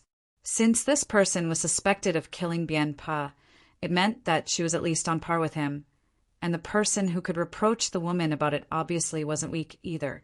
If he extended out his spirit sense now, it would suicide. "Jing Shi Dao friend, let's not talk bullsh, *T. You're not the only one who came to search for the red leaf pumpkin fruit, but it seems you're the only one alive. I saw you kill the Baldi Li gang. Are you going to deny that? Killing Bien Pa is forming enmity with Jian Song, and Bien Po's brother Bien Chao is expected to reach Earth level soon. Do you think he would let you go if words get out? Even your serenity would be in danger." The man called Yu Lien talked very slowly, not showing the slightest worry at all. Guillermo had guessed who the woman was. She was the nun who fought with the Baldi at the top of the cliff before. He just didn't expect the Baldi to be killed by her. From Guillermo's perspective, the Baldi's sword was stronger than the nun, so he wondered how the nun killed him. It seemed this nun wasn't simple, and she was a ruthless woman. If he fought her, he needed to be careful. "However, Jing," she said, "believe it or not, although I killed Li Gang, I didn't kill Bien Pa, and I didn't get the red leaf pumpkin fruit. If you still won't believe me, I'm not afraid of you either." Yu Lien sneered. "I'm doing business with you genuinely, but you're like this. Jing Shi, you have two choice. One is take out 3 red leaf pumpkin fruit and sleep with me once. Second is that I go to Jian Song and say you killed Bien Pa. Don't forget that although serenity is not bad, compared to Jian Song it is nothing." "Shameless!" Jing Shi immediately reproached with fury. Guillermo suddenly thought, serenity, wasn't that Luo Susu's sect? He didn't expect this Jing Shi to be from serenity, from the same sect as Luo Susu. He wondered who she was to Luo Susu. If they fought later, should he save her? "Ha!" Lien Yu laughed, but he stopped immediately. "Jing 11, compared to your shamelessness, I'm so much more inferior than you. You caused your Jiejing, Xian's death for a man. I'm right, aren't I? After you harmed your Jia, you captured that man, and had other men in front of him to get revenge. Then you killed all of them, including the man you loved. Tell me, am I up to your standard in terms of shamelessness?" "You." The woman just said that and nothing else. Yu Lien wasn't in a hurry. He was just waiting for this Jing Shi's reply. After a while, Jing Shi said slowly, "Since you don't mind me, I'll agree, but I hope you will keep your promise." Then Guillermo heard the rustling noise of clothes taken off. "Wait." Yu Lien's voice stopped Jing Shi from continuing to take off her clothes. Jing Shi's voice grew soft. "Since I'm already in your hands, and I agreed to your demands, what else do you want? It's a bit strange. Things seem to be different from what I heard. Although I'm sure you killed the man you loved, and you had other men was true too, how can you still be a virgin?" Yu Lien's voice was full of vigilance. Before Jing Shi replied, he sneered. "I've lost interest in you. You just need to take out 3 red leaf pumpkin fruits, and our deal is over. After that, you go your way, I go mine. I've ked countless women, and I can tell who is a virgin or not. Don't play tricks with me. Originally, Yi Mo was thinking if he should help Jingxi later, but after hearing their conversation, Yi Mo had completely lost that thought. It seemed both of them weren't good people. Why was Susu in such a chaotic sect? *TCH, you dared to sneak on me. Yu Lian's rageful voice sounded. Then Yi Mo heard fighting noise. From the sound, Yi Mo could tell Yu Lian used a sword and wasn't any bit inferior than Jingxi. Yi Mo had to hand it to Jingxi. Although he didn't know how she killed the triangle-eyed Baldy, she could still fight on par with Yu Lian after killing an Earth-level master. It could be seen how tenacious she was. He didn't dare to reach out his spirit sense, nor did he dare to climb up and watch, so he sat down. He would leave after the 2 was done. The clash of weapons were getting more frequent, then less frequent until it eventually stopped. Yi Mo waited another hour before extending his spirit sense up. The woman was gone, and only the body of Yu Lian remained. Yi Mo climbed up the cliff. Yu Lian's throat was shattered by the horsetail whisk. Yi Mo searched his body and found a small jade plate. It wrote, 37. Yi Mo took the plate and burned Yu Lian to ashes. Just when he was prepared to leave, he noticed a bloodied bush on the way down. It seemed Jing she left from here. This meant that she was quite heavily wounded. Thinking that Jing she came from the same place as Luo Susu, Yi Mo followed quietly despite worrying about her strength. Although there were less blood on the road, Yi Mo could still find Jingxi's path with his spirit sense. 2 hours later, Yi Mo saw a fainted nun on the ground beside a stream. She was unconscious. It seemed she was too heavily injured. If she didn't faint, he could keep following her, but now Yi Mo was helpless. Yi Mo didn't know if he should save her. If he did, this woman who harmed her Shijia was obviously not a good person. Plus, Yi Mo didn't believe that Yu Lian would lie when there was only them 2. If he didn't save her, Yi Mo still needed her to bring him into serenity. Just when Yi Mo squatted, his spirit sense noticed Jingxi's eyelids move. He immediately took back his spirit sense. He knew she was about to wake up. Yi Mo quickly walked up in front of her and said in surprise, why is there a nun here? Did she also encounter a wild beast like me? Is she dead? Then Yi Mo was going to help her up, but at this moment Jingxi opened her eyes and quickly said, Thank you, I can move. Can you help me get some water? I'm very thirsty. Huh, you're okay. That's good. I'm lost and was chased by a wild beast. I don't have any bottles on me, Yi Mo helplessly said. Don't worry, just scoop some with your hand. Then, Jingxi's face grew very pale after this. It was obvious she had lost a lot of blood. Yi Mo scooped a few handfuls of water for her to drink. Then, Jingxi took out a bottle from her clothes and wanted to rub some medicine on her wounds, but her hand shook for a long time and wasn't able to do it. Do you want me to help? Although Yi Mo really didn't want to help, he would be suspected by the nun if he didn't say that now. Thank you so much. Help me tip the powder onto my wounds. She just spoke a few sentences and was already coughing heavily. Obviously, she was very heavily injured and lost a lot of blood. Yi Mo walked over and carried her on top of a big rock. Then he opened the bottle open. This Jing, she looked like she was 30 at most, but Yi Mo felt she was much older than 30. But still, she felt very soft in his hands. Yi Mo actually thought of Ning Qingxue. Ning Qingxue's body was much more comfortable to carry than hers. There were quite a lot of wounds on her, but there were 2 that was the most serious. One was under her left breast, and another at her waist. Although Yi Mo was helping Jingxi with the medicine, he didn't notice her chest. He had all his attention on Jingxi's movements. This woman was a ruthless woman, so he needed to be wary if she were to suddenly strike.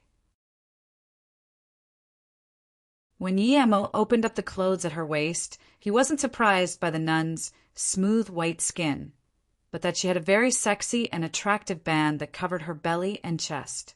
There was actually this sort of nun.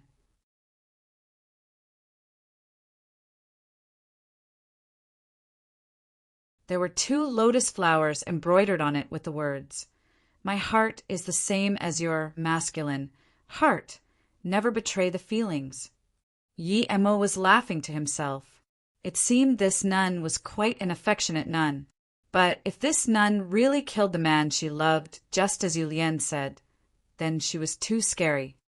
There were 2 lotus flowers embroidered on it with the words, "My heart is the same as your masculine heart. Never betray the feelings." Yemo was laughing to himself. It seemed this nun was quite an affectionate nun. But if this nun really killed the man she loved, just as Yulien said, then she was too scary. Yemo suddenly realized that he saw her band, and although it was just for a little while, he was worried that she noticed. Thinking about this, he carefully let out his spirit sense. He knew that this nun was heavily injured and didn't have the acute sense of when she was fighting. It would be hard for her to notice his spirit sense. Even so, Yemo was still very careful. He observed a while, and this nun didn't seem to notice. It was just that her face was a little pale and eyes were sunken. Yemo was slightly relieved. The nun's wound was near the band. Regardless, Yemo was prepared to rub the medicine there. The moment he lifted up the nun's band, he noticed a blink of killing intent flash across the nun's eyes. Yemo sneered. She was a ruthless one indeed. He was treating her wounds, but she wanted to kill him. He needed to be more careful later. Yemo's finger moved, and a small grass from his ring fell into his hand. He lowered his head to block the nun's vision and took out the juice of the grass and added it into the nun's medicine before applying it to her wounds. Finally done! Yemo gasped a sigh of relief and looked up. This number actually blushed a little and said in a quiet voice, "Thank you. If it wasn't for you, I will be dead for sure." Obviously, she was very shy when talking. It meant that she had her private areas seen and had the embarrassment of a woman. Yemo had goosebumps all over his body. This nun was so much older than him, but she still acted young. Yemo looked and shivered. Such a scary woman. Her acts were so natural. If Yemo didn't see the killing intent in her eyes before, perhaps he would even believe her. At this moment, he thought about Nie Shuangshuang. Both women had the natural talent in acting, but Nie Shuangshuang was far from this nun. Seeing Yemo looking at her dazed, the nun thought this young man was shocked by her looks. More killing intent surged in her heart. He looked at her skin. Did he still want to live? And he had such lustful gazes. However, her face blushed more with embarrassment. She still needed him now. "I haven't asked for your name yet." "You saved me life. Jing," she stuttered, as though she really didn't have a way to pay Yemo back for saving her life. Yemo waved his hand and took back his gaze. "It's my honor to save a beautiful woman like you." "You don't need to pay me back. I'm called Dehu." "I wonder what your name is." Yemo thought of Hu at Luotsang and just came up with the name Dehu. "MHM. Thank you, Dehu. I'm called Jingzir. I was wanting to collect some herbs here, but I met some bad people. I was stabbed by them. Luckily, I had some martial arts, and I barely escaped here," Jing, she said shyly. Yemo thought of her contemptuously. She wasn't too dumb, copying my excuse of being chased by wild beasts. However, his face immediately showed shock. "This means you know martial arts? I heard that there are many masters hidden in places. Sister Zir, are you a master hidden from the normal world too?" Yemo thought, "Since you want to act young and naive, I will let you act that way." Whatever Jing, she said, he would act with it. As expected, Jing, she acted embarrassed again, making people feel as though she hadn't talked with a man for a long time. Each time she spoke, it was as though she couldn't control her embarrassment. She looked down and said, "I'm no master. I've just learned a few moves from my master." My master is a real master. Haha. She wanted him to ask her to study martial arts. Yi Mo rejoiced and nervously asked, Sister Zir, does your sect take male disciples? I've had a fervor towards martial arts since I was young. Hearing Yi Mo's words, there was a look of realization in Jingxi's eyes, but she said, I can go ask for you, but if your talent isn't good enough, there's nothing I can do. Worst comes to worst. When I get better, I can teach you a few moves in secret. How about this? Where do you live? I'll send you back. It's too dangerous here. Then, Yi Mo looked nervously at her. He was really nervous this time because if this nun agreed, he would know where Luo Susu is. Jingxi frowned and sneered he took the bait. But soon, she looked up with embarrassment. Our temple is at Wulian Mountain. It's just a bit far. I think it might be troublesome for you. It's actually at Wulian Mountain. Yi Mo was quite surprised. Although he knew there were hidden sects there, he didn't expect Serenity to be there too. This nun could really run. She came all the way from Wulian Mountain to Shen Nongjia. He was dazed for a moment and replied, It's not a trouble. I like going around everywhere. I was planning to go Wulian Mountain anyways. Now that I met you, we can go together. Yi Mo sneered. She talked so much just so he could send her back. The two were thinking of the same thing, and so they reached accordance very soon. They were both women, and very pretty ones too. But when Yi Mo carried Ning Qingxue, his heart was filled with ripples. As for when he carried this nun, he was full of uneasiness. His spirit sense was watching the nun's every move, fearing that she would kill him at any time. If it wasn't for Luo Susu, he would never carry such a bomb on him. He must say that she was countless times more familiar with Shen Nongjia than him. Under her guidance, he only took 2 hours to walk out from there. Seeing that Yi Mo only breathed heavy a little, she refreshed her opinion of this young man. His endurance was so good. He had been carrying her for a few hours and only seemed a little tired. She didn't know that Yi Mo wasn't a little tired. In fact, he wasn't tired at all. What she more curious was that this who seemed lustful when he was treating her. But now, even though he had been carrying her for more than 2 hours, he didn't even try to take advantage of her at all. This made her feel quite strange. Yi Mo didn't know he almost exposed himself due to this. He carefully asked, Sister, how do we get to Wulian Mountain? Do we take train or plane? No need. I will drive here. She pointed to a parking lot outside the Shen Nongjia. Yi Mo didn't expect this nun drove herself out. He saw it was an Audi cross-country vehicle with a military plate. This nun really was something. The nun also didn't expect that Yi Mo's car skills were so good. When Yi Mo just started driving, she could tell Yi Mo was a newbie and wasn't very familiar with driving. But after driving 200 kilometers, he was familiar with the car and increased the speed. Eventually, the car reached 256 kilometers per hour and was still rising. Yi Mo wanted to get there as soon as possible in case this nun recovered on the way and fought him. However, she stared at Yi Mo and thought, was this young man really a tourist? She was confident in her looks, and after being so intimate with him for so long, he actually didn't do anything or flirt with her. This wasn't the main thing. When he first started driving, his skills weren't good, but now he was getting better and faster. There were smart people, but she had never seen someone who could learn this fast. And there was something else. This young man was looking around while driving. Obviously, his attention wasn't on the speeding car. Was he faking it? But what good was this to him? She looked at Yi Mo and felt more wary. Yi Mo thought of Luo Susu. He didn't notice his actions had aroused Jingxi's suspicion. It was his first time driving, but he got used to it soon. He learnt this from Wendong. Seeing that Yi Mo was still looking around while the car was getting faster and faster, she couldn't hold it. If they crashed, it would be hard for her to live even if she wasn't injured, much less when she was heavily injured. Dahu, drive slower. You're driving too fast. I'm feeling a little dizzy, Jingxi said. Oh. Yi Mo heard her words and had a fright. He woke up from his memories of Luo Susu. He had been using his spirit sense to check the road, but now he realized that was problematic.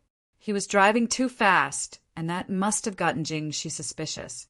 He drove fast because he subconsciously wanted to go see Luo Susu faster.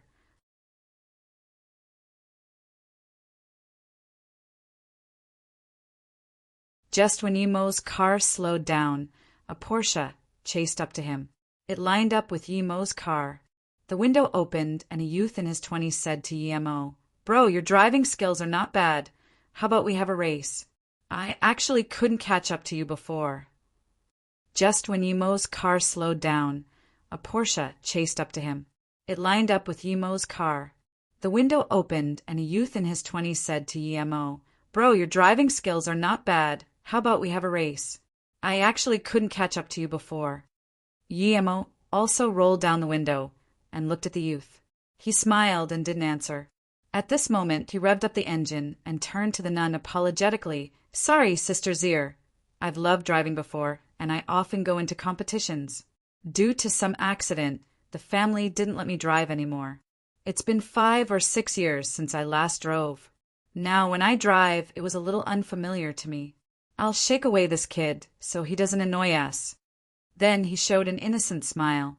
Although Yi Mo didn't know if this would remove her suspicion, he still had to do it. Then, seeing how Yi Mo increased the speed again, Jingxi frowned. Was this kid really a racer who hadn't driven for a long time? However, his car skills were really good. If he was a racer, that could be true. After all, he hasn't drove for 5 years, so it was natural if he was a bit rusty. Plus, looking at how competitive he was, he didn't seem like someone very smart. Yimo's speed flew up again. Soon, he left behind the Porsche, and it was getting farther and farther until it couldn't be seen. He looked back at the Porsche before slowing down again. The Porsche stopped, and a youth in his 20s came out. He patted the car hood and took a deep breath while looking at the Audi that disappeared. He talked to himself. This guy really is a maniac. I suspect he's a professional racer. Beijing Song family. Song Qiming and Dongfang. She were talking when Song Hai suddenly ran in. "What is it?" Song Qiming understood Song Hai's personality. He was usually very calm, but he seemed very desperate today, meaning there was something important. "Leader, I just got news. Nie Shuangshuang left Beijing 2 hours ago. We don't know where she's going, and the leave she applied at school is 1 month." Song Hai looked at Dongfang Shi. This plan was thought up by Dongfang Shi, but now the main person had left. This meant that the plan was pretty much useless. Afterwards, not just Song Qiming, but even Dongfang Shi frowned. Nie Shuangshuang's leave was too coincidental. She didn't leave earlier nor later, but she had to leave when his plan was set. Song Qiming quickly reacted and worriedly looked at Dongfang Shi. "Mr. Dongfang, what do you think we should do now? Should we stop her?" Dongfang Shi thought for a while and said, "Nie Shuangshuang is gone. Trying to find her is like finding a needle in the desert. But I still have a few substitutes. Let me think." Song Hai and Song Qiming didn't dare to disturb Dongfang Shi. They just sat by the side and waited. After a while, Dongfang Shi slowly said, "In that case, I won't be polite. I heard Song family leader has an illegitimate daughter called Tang Beiwei, but now she's living quite impoverished. However, her looks shouldn't be worse than Nie Shuangshuang. Song family leader, I believe you know about this, if she could replace Nie Shuangshuang." "No." Song Qiming's face immediately went pale.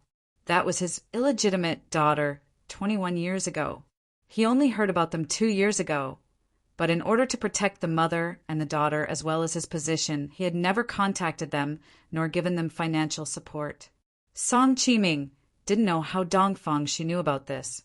Originally, Song Qiming planned to bring the two to Beijing after his position stabilized, but he didn't expect Dongfang Shi to know about this.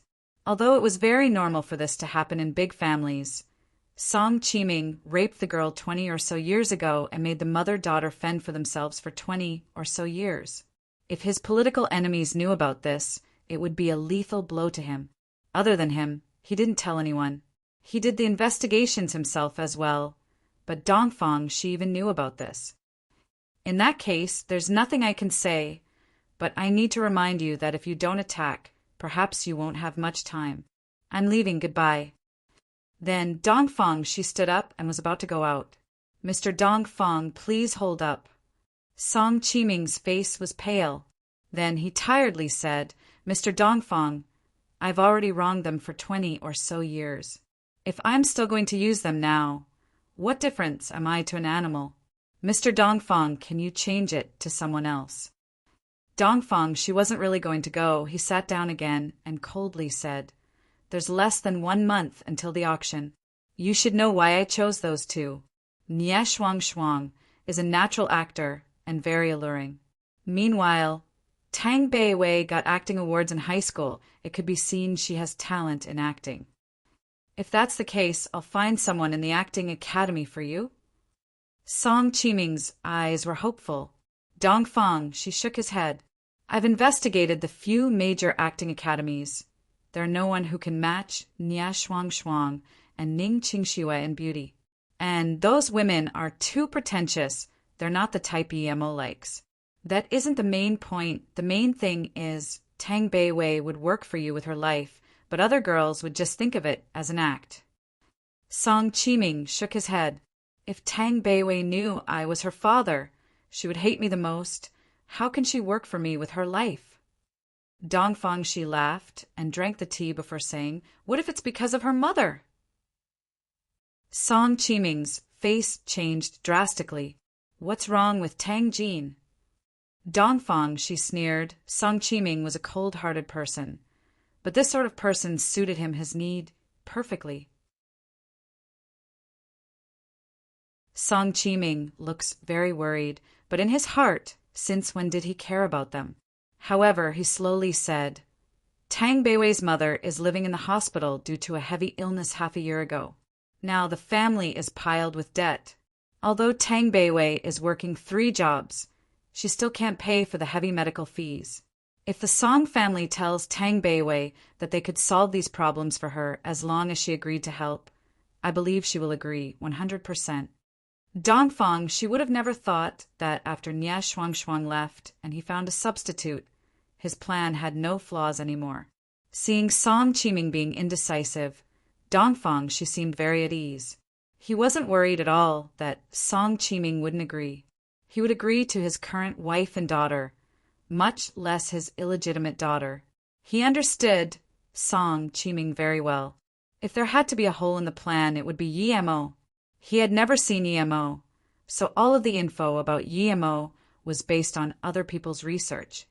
Tan-du was a place famous for its beauty. Many rich people liked to settle here, but a few months ago, there was a big explosion here. Not only did it blow up the luxurious mansion, but it also killed everyone inside. From then, the rich people started to move away. They felt Tan-du was a dangerous place. This time it was the richest. Perhaps next time would be the second richest, the third. Yemo and Wendong didn't know that their explosion created such an effect. In the second hospital of Tan-du, an extremely skinny woman laid on the patient bed. She looked at the ceiling with dumbed eyes. The medicine bottle was empty, but no nurse came to change it.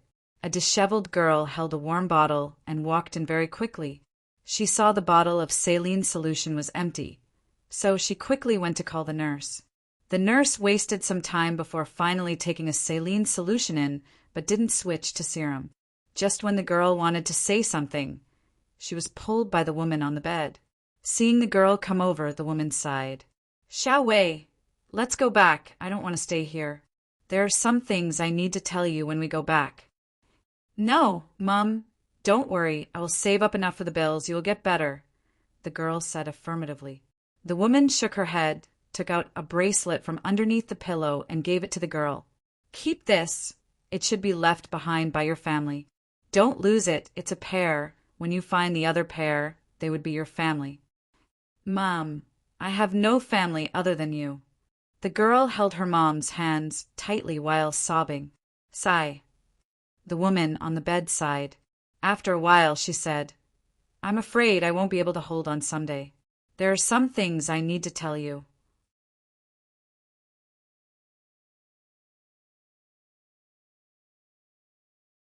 The woman waved her head powerlessly and slowly said, 21 years ago, I went to Beijing myself. I was a few months pregnant back then, and I tried to find the man who ditched me. He knew I was pregnant, but just left me some living fees and ignored me. I stayed in Beijing a while and finally knew he was the elder son of a big family and had a wife. His son was already over 10. I was really sad and angry at the same time, and that caused me to fall ill. The woman waved her head powerlessly and slowly said, 21 years ago, I went to Beijing myself. I was a few months pregnant back then, and I tried to find the man who ditched me. He knew I was pregnant, but just left me some living fees and ignored me. I stayed in Beijing a while and finally knew he was the elder son of a big family and had a wife. His son was already over 10. I was really sad and angry at the same time, and that caused me to fall ill. Mom. The girl grabbed the woman's hands and worriedly called out. The woman on the bed had melancholic eyes as she continued. At that time, I lived in a temple. The head monk was very nice, and he got doctors to save me. But I lost the child in my stomach. Hearing this, the girl was more anxious. Her mother lost her child. Who was she then? The woman seemed to know what the girl was thinking, and sadly said, At that time, I rather died than lived, although my body recovered. But I had no desire to live.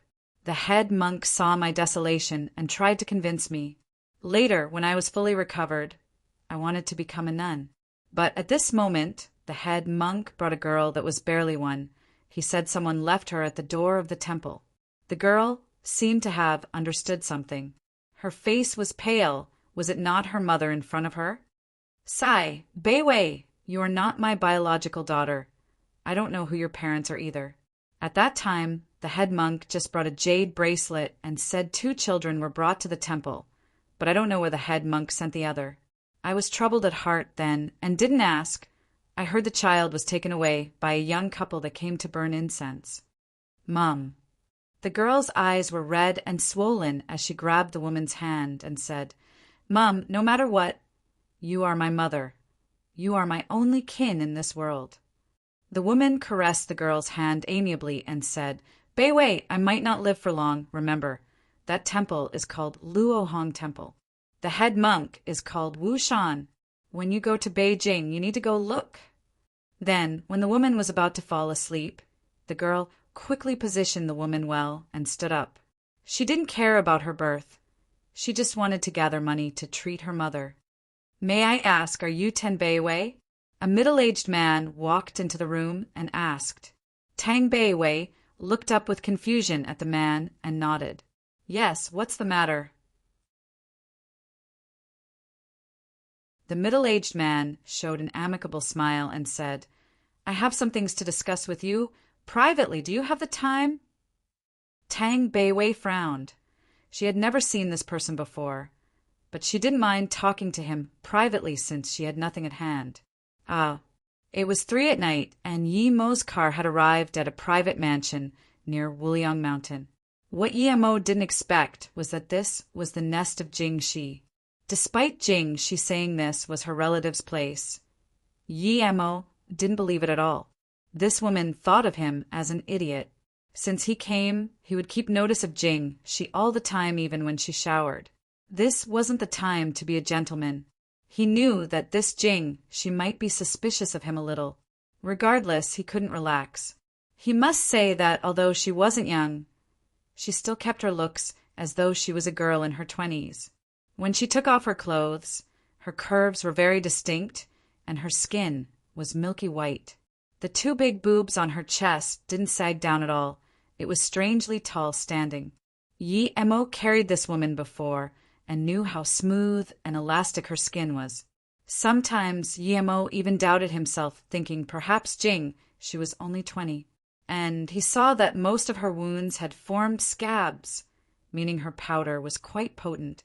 She was very precise when taking a shower, rubbing herself carefully, and even looking at herself in the mirror. Yi-mo thought that this woman really loved beauty, but she was beautiful indeed. Looking at a naked woman showering with his spirit sense, even though he knew she was quite old and ruthless, he couldn't help but feel a little aroused. Just when Yi-mo thought nothing would happen and was about to take back his spirit sense, the nun started to feel her waist. It was the place Yi-mo tipped the powder. Yi-mo immediately began to worry. Was she that smart? Did she notice he did something there? Jing, she put her finger on it, felt it, and then smelt her finger. Yi-mo saw her frown, and his heart started to beat faster, thinking this nun was so astute. However, he felt slightly relieved. She eventually didn't do anything out of the ordinary. She also took off her hand and felt it before carefully putting it aside. She seemed to treasure that band a lot. Suddenly, Jing, she stopped all her movements and looked alert everywhere. Yi-mo was sure that she was sensitive to his spirit sense again, so he quickly took it back. "Dahu, are you there?" Yi-mo heard the nun call out in the living room. He knew the nun didn't feel safe about him and wanted to confirm where he was. He answered without hesitation. Then he finally felt relieved. Luckily, she didn't feel his spirit sense, or he would have been exposed. Soon, she finished her shower and saw Yi-mo was still at the living room. She embarrassingly said, "I was a little afraid by myself, so I called out to you." Yi-mo smiled naively and said, "Don't worry, I'm going to sleep first." However, he was more careful. This nun was too alert. He was worried she would try something with him tomorrow. It would be best he left a mark on her tonight. And when he helped her rub on the powder, the killing intent in her eyes were raw.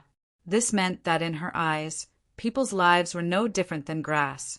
Yi-mo cultivated for half the night and woke up very early and made breakfast. Then he waited for Jing-shi. Jing-shi woke up and saw the congee and small dishes were very exquisitely made. She approved of Yi-mo's diligence and organization. This youth was not bad.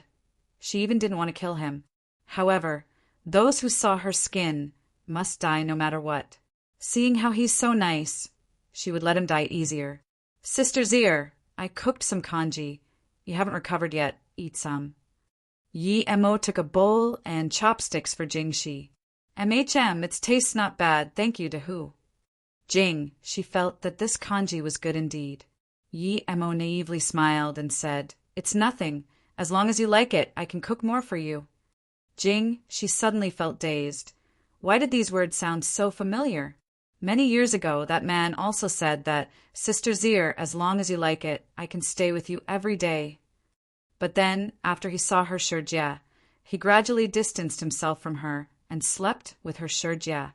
This be asterisk TCH couple, so what if she harmed her shurjia? That man still looked at the place her shurjia went into solitary training every day. Jing, she's face gradually grew bleak.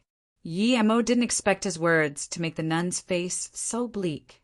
He thought to himself that this woman was really unpredictable. Yi-mo was scared that she was suddenly going to attack and his plan would be spoiled, so he quickly said, "Sister Zier, hurry and eat, it's getting cold." "I don't want to eat it. Dahu, wait here for me today. I'll go back and tell my master. If my master is willing, I'll come back and pick you up." Jing, she stood up and said. Yi-mo's heart sunk. This woman didn't take him as he expected. She really was bad. "Cross the river and take apart the bridge." He stood up worriedly and said, "Sister Zier, but I also want to see." Jing, she smiled sweetly and pointed at his head with her finger. "Dahu, would I lie to you? Trust me, I'll come pick you up at night and let my master see you once at least." Yi-mo knew it was no point talking anymore and just tried to make a mark on her and follow. Thinking about this, he walked hopefully with a blushed face. "Sister Zier, you're really pretty. I want to hug you." "Huh." Jing, she was shocked by Yi-mo's request. The honest who in her eyes dared to make such a request. She suddenly remembered when she took a shower last night and felt someone was peeking. Was it him?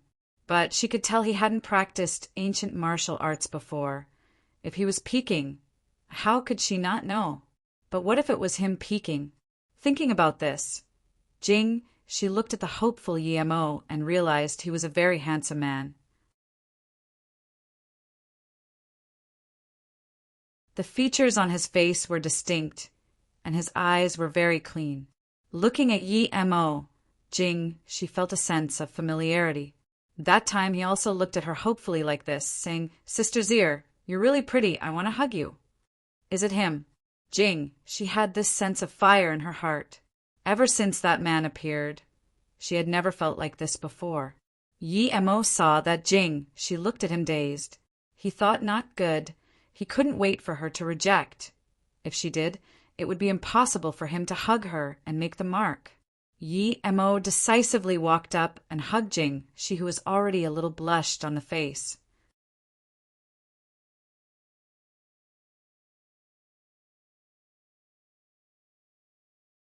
She's heart was already racing, and Yemo just suddenly hugged her like this.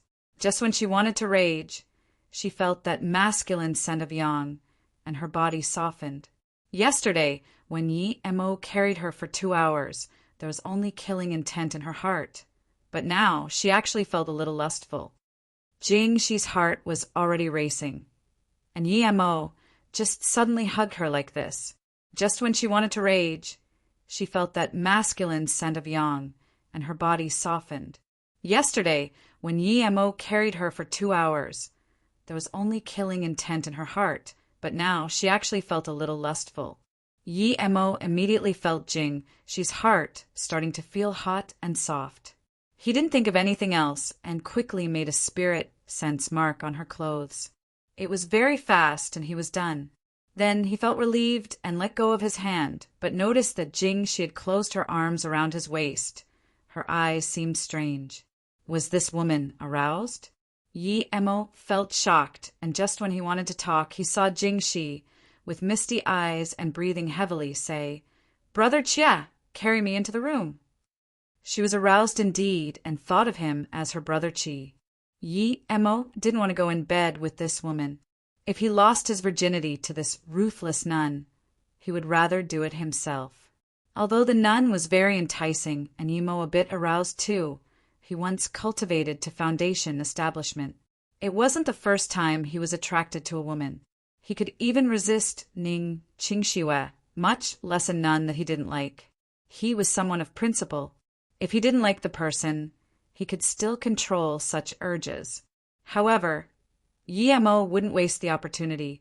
He reached his hand into Jingshi's hair and made another mark on her hair tie. Then he shook Jingshi. "Sister Zier, are you okay?" She was just looking at the man of her dreams, slowly walked towards her and hug her and saying all those lovely things in her ear. But just when she was aroused, she was woken up by Yemo she immediately reacted. She looked at Yemo for a moment but froze really quick. She let go of her hands and felt her hair. Then her eyes were hateful again. As she stared at Yemo for a long while before saying, "To who just then? Oh, never mind, I'm going to rest. Wait for me to come back. Don't worry about my master, I won't treat you bad." She turned around, and when she walked out of the mansion, she even felt lost herself. She actually didn't get angry just then, nor did she kill Dahu. With her current recovery, it would be all too easy to kill a normal person. She shook her hand. Other than the man who betrayed her, it was the first time she showed mercy. Yu Lian said she killed that man, but only she knew she didn't. However, she did flirt with other men in front of him, but she killed them afterwards. Yemo followed carefully, but not daring to follow too close. She was already marked by him, so even if he didn't follow closely, he wouldn't lose her. She took out a phone and made a call. Yemo didn't even notice she had a phone when he carried her yesterday. This meant she took it last night. Yemo was too far and could barely hear the words. "Throw under the cliff." Despite not hearing her words clearly, he could guess it. This vicious woman was calling people to kill him and throw him under the cliff. Since she was calling people over, he couldn't keep following her and needed to wait for the men she called. Yi Mo came back to the mansion. He didn't wait long, and it was only an hour and a car drove here. A man in his 30s came out. He wasn't very sturdy looking, but Yi Mo could tell he was yellow level elementary stage. Are you the who? The man asked Yi Mo. Yi Mo nodded. Yeah, who are you? The man laughed and said, I'm Tian Pua. Sure, May told me to bring you up the mountain. Her master had agreed, but needs to check to see if you can cultivate. If you can't, then she can't do anything either. Yi Mo nodded. He knew the man came to kill him, but he also knew that he wouldn't be able to ask about anything useful from this man, so he didn't bother. Yi Mo didn't ask, and Tianpa spoke very little. The route he took was very steep. There weren't even roads in many places. After walking for nearly 2 hours, Tianpa brought Yi Mo to a cliff and said, Brother, you've got quite good stamina. Yi Mo made a breathing action and smiled. I'm okay. I used to climb mountains a lot. Then Yi Mo scanned down the cliff with his spirit sense. He estimated it to be a few 100 meters tall, and it was steep like it was cut by a knife. Yi Mo just found a small protrusion at around 50 meters, but there were no landing spaces at around 100 meters. He couldn't scan any further. There's something here. Tianpa walked to the cliff and curiously spoke. Yi Mo also walked up while asking, What is it? Let me see. And he intentionally gave his back to Tianpa, knowing that the latter was about to attack. As soon as Yi Mo walked to the cliffside, Tianpa pushed on his back. Yi Mo screamed and fell down like a shooting star. Yi Mo calculated the position and tapped his feet at the 50-meter protrusion. Then he immediately found there was a ditch 70 meters further down. Yi Mo kept falling until he neared the ditch and used wind controlling technique to go in. Then he quickly took out the sword and dug the stone, hiding his body. As soon as Yi Mo hid, Tianpa said from above, Brother, don't blame me. I'm just following orders. Too bad you liked the wrong person. Then Tianpa picked up the phone and called, It's Dunno. I'll wait for you at Liangnon Cliff then. Yi Mo heard and felt joyful. It seemed that none was coming. This was good, otherwise, after Tianpa left, although he had spirit sense mark, it wouldn't be easy to find Jingxi. After all, the geology of Wuliang Mountain was too complicated, and he still couldn't fly yet. Yi Mo didn't wait for long. It was only an hour before he heard Jingxi's voice. Unfortunately, he was more than 100 meters down and couldn't reach up with his spirit sense. Very good, you did well. There's a basic cultivation method here. Take it. As soon as Jingxi finished speaking, Yi Mo heard Tianpa's gratitude. Not long after, there was the exclamation of Tianpa, Jingxi, you actually killed me, Then, the sound suddenly stopped and Yi Mo saw a figure fall down extremely fast. After a long while, he heard the thud from the bottom of the cliff. He thought this woman was really strong, but he couldn't understand why she didn't kill him herself. Why take all the trouble? He kept notice of the footsteps. As soon as Jingxi left, he would come up and follow her.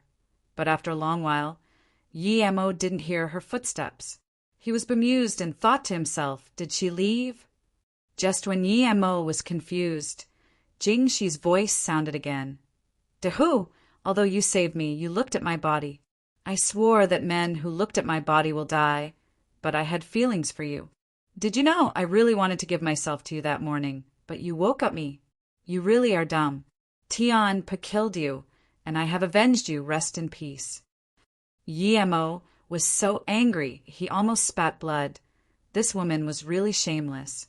It was she who called Tianpa to kill him now, yet she said it so modestly. What sort of revenge was this? You say I'm very pretty. Do I really look pretty? But my heart is already taken by that man. Sorry, de who? Perhaps I'll come see you when I'm free. Jingxi's voice stopped, and it was a long silence. Yi Mo sighed. This woman was crazy, a completely mad woman. He was just worried for Luo Susu. Could she be well living with a crazy woman like this? It would be best if this mad woman had no connections with Luo Susu at all. Then, after a while, when Yemo was impatient, she suddenly started laughing hysterically. Shurjia, did you think you could avoid me after sending your daughter out and taking her back as your disciple? You never would have thought she will end up like you soon. Ha ha ha ha. Your daughter is really like you, not a good thing either. She just went out once and is thinking about men and can't even calm her heart down. Sometimes I really want to see what sort of man your daughter loves. Sure, Jia, do you know what I want to do the most? I want your daughter to see me with her man in bed. Too bad you're dead. If you didn't die, would you be very shocked seeing the man your daughter love in bed with me? Although I stayed virgin for that bastard so many years, I don't mind giving my first time to the man of your daughter. Ha ha ha. Yi Emo shook his head. This nun was really unreasonable. She lost in love, but was dragging this onto the offspring of her Shurjia. Now, she wouldn't even let go of her Shurjia's daughter. She probably never lived outside. If she lived in the city, perhaps she would have killed herself n times due to loss of love. Yi Emo thought and felt pity for this nun. She was a woman crazed with love, but just followed the wrong man. Just when Yi Emo was getting impatient again, there was finally the sound of the nun leaving. Yi Emo immediately got up and tapped multiple times on the smooth cliff face. With the help of wind-controlling technique, he came to the top of the cliff very fast. Looking at the something, he was stunned.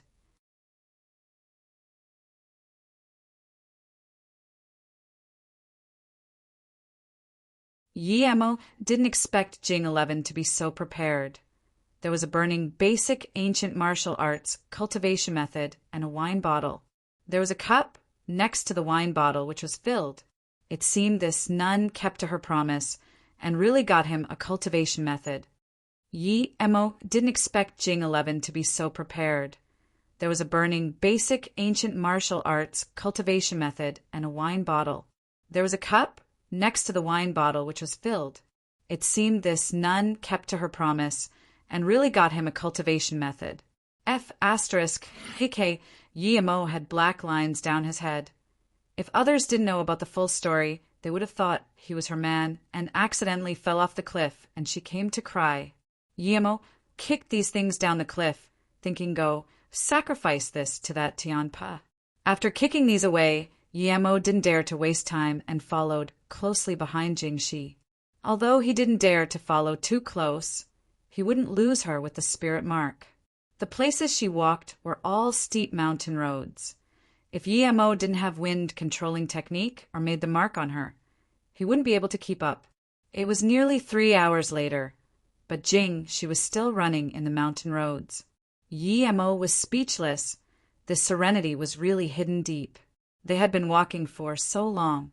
It was another hour or so when she came to a cliff. It was covered in clouds. Yi Emo thought, did she want to suicide and jump? He jumped because he had wind-controlling technique. But even if this nun was Earth level, she would die jumping off now. Just when Yi Emo was still guessing, she sat down, and after half an hour, she really jumped down. Yi Emo had a fright. Why did this woman run here to suicide? Was this place serenity? Yi Emo waited for a while and made sure he wouldn't be found before looking at the edge of the cliff. But soon he understood. There were metal chains 10 meters down, and it was covered by the clouds. When Yi Emo looked again, the metal chain had disappeared. What was this? He scanned down his spirit sense and felt the metal chain appear in his spirit sense again. He didn't know the end of it, but obviously its length far exceeded the range of his spirit sense. The nun left along this chain. Yi Emo thought of Luo Susu. Did she have to go past this chain each time she came out? She was only yellow level, so it was very dangerous for her to come out. And he couldn't see the metal chain before and could only scan it with a spirit sense. This meant the metal chains were placed strangely, perhaps according to some formation, allowing it to show sometimes under the sun. Yi Emo also understood now why she sat down for half an hour after coming.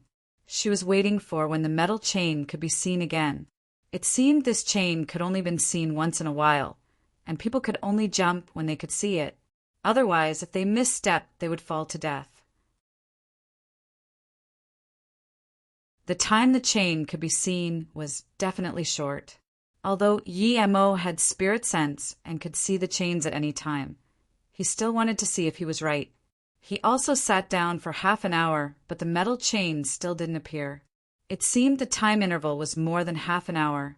Since it wasn't half an hour, Yi Mo couldn't be bothered waiting. He didn't need to see the chains with his eyes, so he jumped. After going for more than 100 meters, he came to the opposite site. It was a small platform. Other than this platform, there was nowhere else to go. Jing, she came to this platform and disappeared? How could that be possible? Yi Mo looked around and was sure this was a cliff. There was nothing suspicious, and the bottom couldn't be seen. Yi Mo scanned with his spirit sense and soon noticed something wrong. There was a palm-sized sink 2 meters above the platform. It seemed quite strange. Yi Mo jumped up and felt the sink. It was smooth on the outside but uneven on the inside. Yi Mo put his hand on his nose and smelt. There was a faint aroma. Yi Mo immediately knew who that aroma belonged to. It was Jingxi. He was still hugging her this morning and knew her scent very well. This sink was probably some sort of trigger. The sink was uneven, a bit like a keyhole. This meant that she had something that she could put in the sink and act like a key. No wonder the hidden sects were so hard to find. They were in such a distant place and had such a strange key. Normally, people definitely wouldn't be able to go in without a key, but Yi Mo was different. He could go in even if there was a formation here. However, if a formation really existed in this place, Yi Mo was unsure too. Because too many formations needed spirit stones to supply power. Without it, only jade stone could be used, but jade stone could only be used to make the lowest level formations. It definitely wouldn't be able to hide sections. There weren't spirit stones on Earth. This Yi Mo knew. Well, at least he hadn't seen one up until now. Yi Mo sat on the platform and took out a blob of black metal. It was an ordinary block of iron which Yi Mo bought at Luotsang. He raised his hand. A gust of fire enveloped the metal. Soon, it melted into something like a black plate.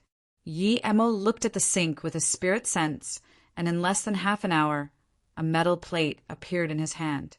If the person who set this trap up saw Yi Mo make a key in just half an hour, they would die of fury.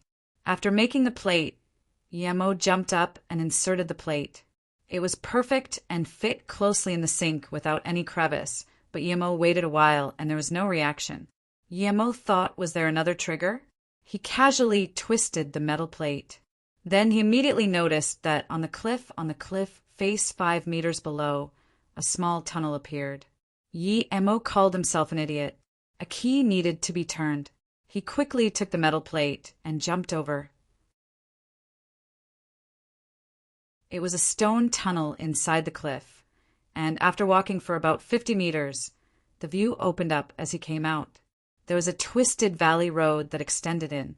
Yi Mo walked a while, and the grass and trees started appearing. There were even a few bunnies running across occasionally. Yi Mo sighed.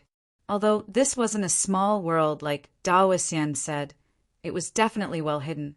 The ancestor of Serenity, who moved the sect here, was a genius. If only he had a place like this now.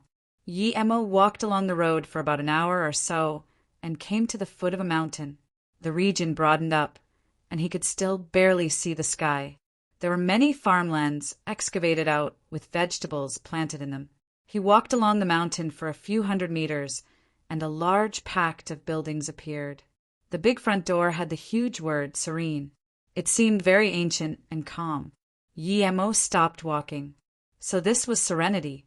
The environment seemed not bad, and it had the feeling of a paradise immortals lived in. What should he do next?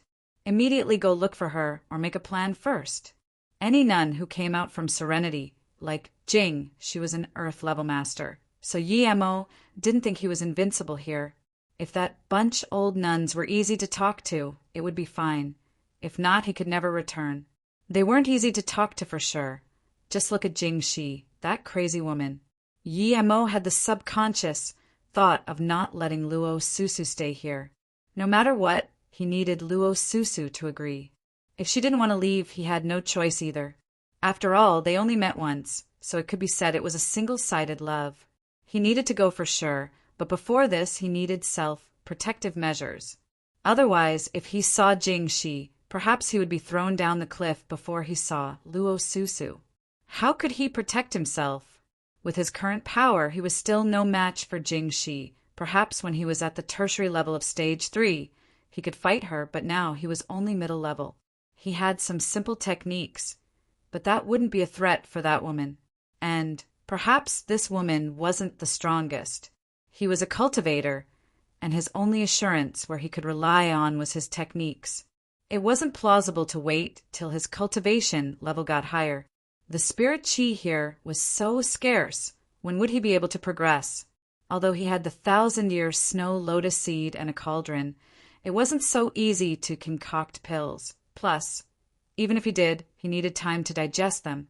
The only thing he could rely on was his techniques, but a single fireball or wind blade wasn't quite useful. The only thing he could rely on was the element of surprise. But even that would only work once. What if he had large amounts of fireball and wind blade? Thinking about this, he had an idea.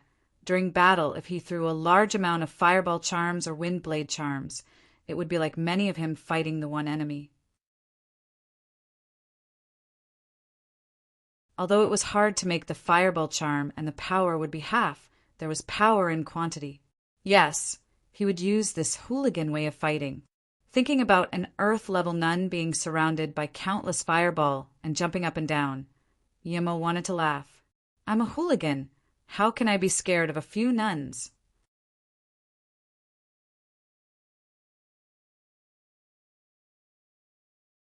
He fantasized a while and was troubled again. Runes were hard to make and costed a lot to produce. He fantasized a while and was troubled again. Runes were hard to make and costed a lot to produce. There were no demon beast blood here, but he could replace it with ferocious beast blood. The main thing was that it took too much time.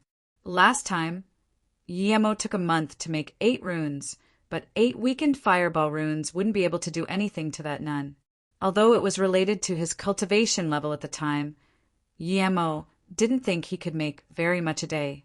Mo thought for a long time and couldn't think of a better way to protect himself. He couldn't improve his power, so he could only improve his equipments. It seemed that he wouldn't be able to see Susu today, but it was fine that he knew she was here.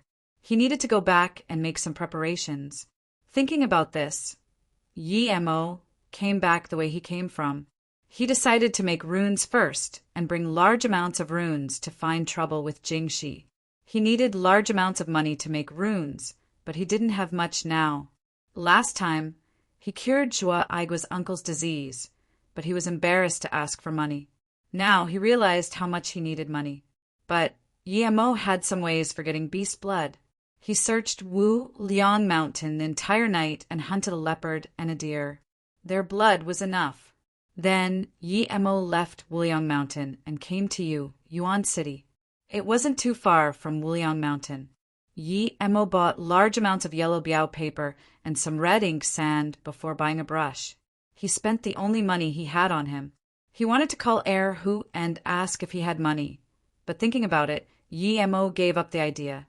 He wasn't at Luotsang, and Hu's business must not be going well. Perhaps they didn't even get one single order. This was possible.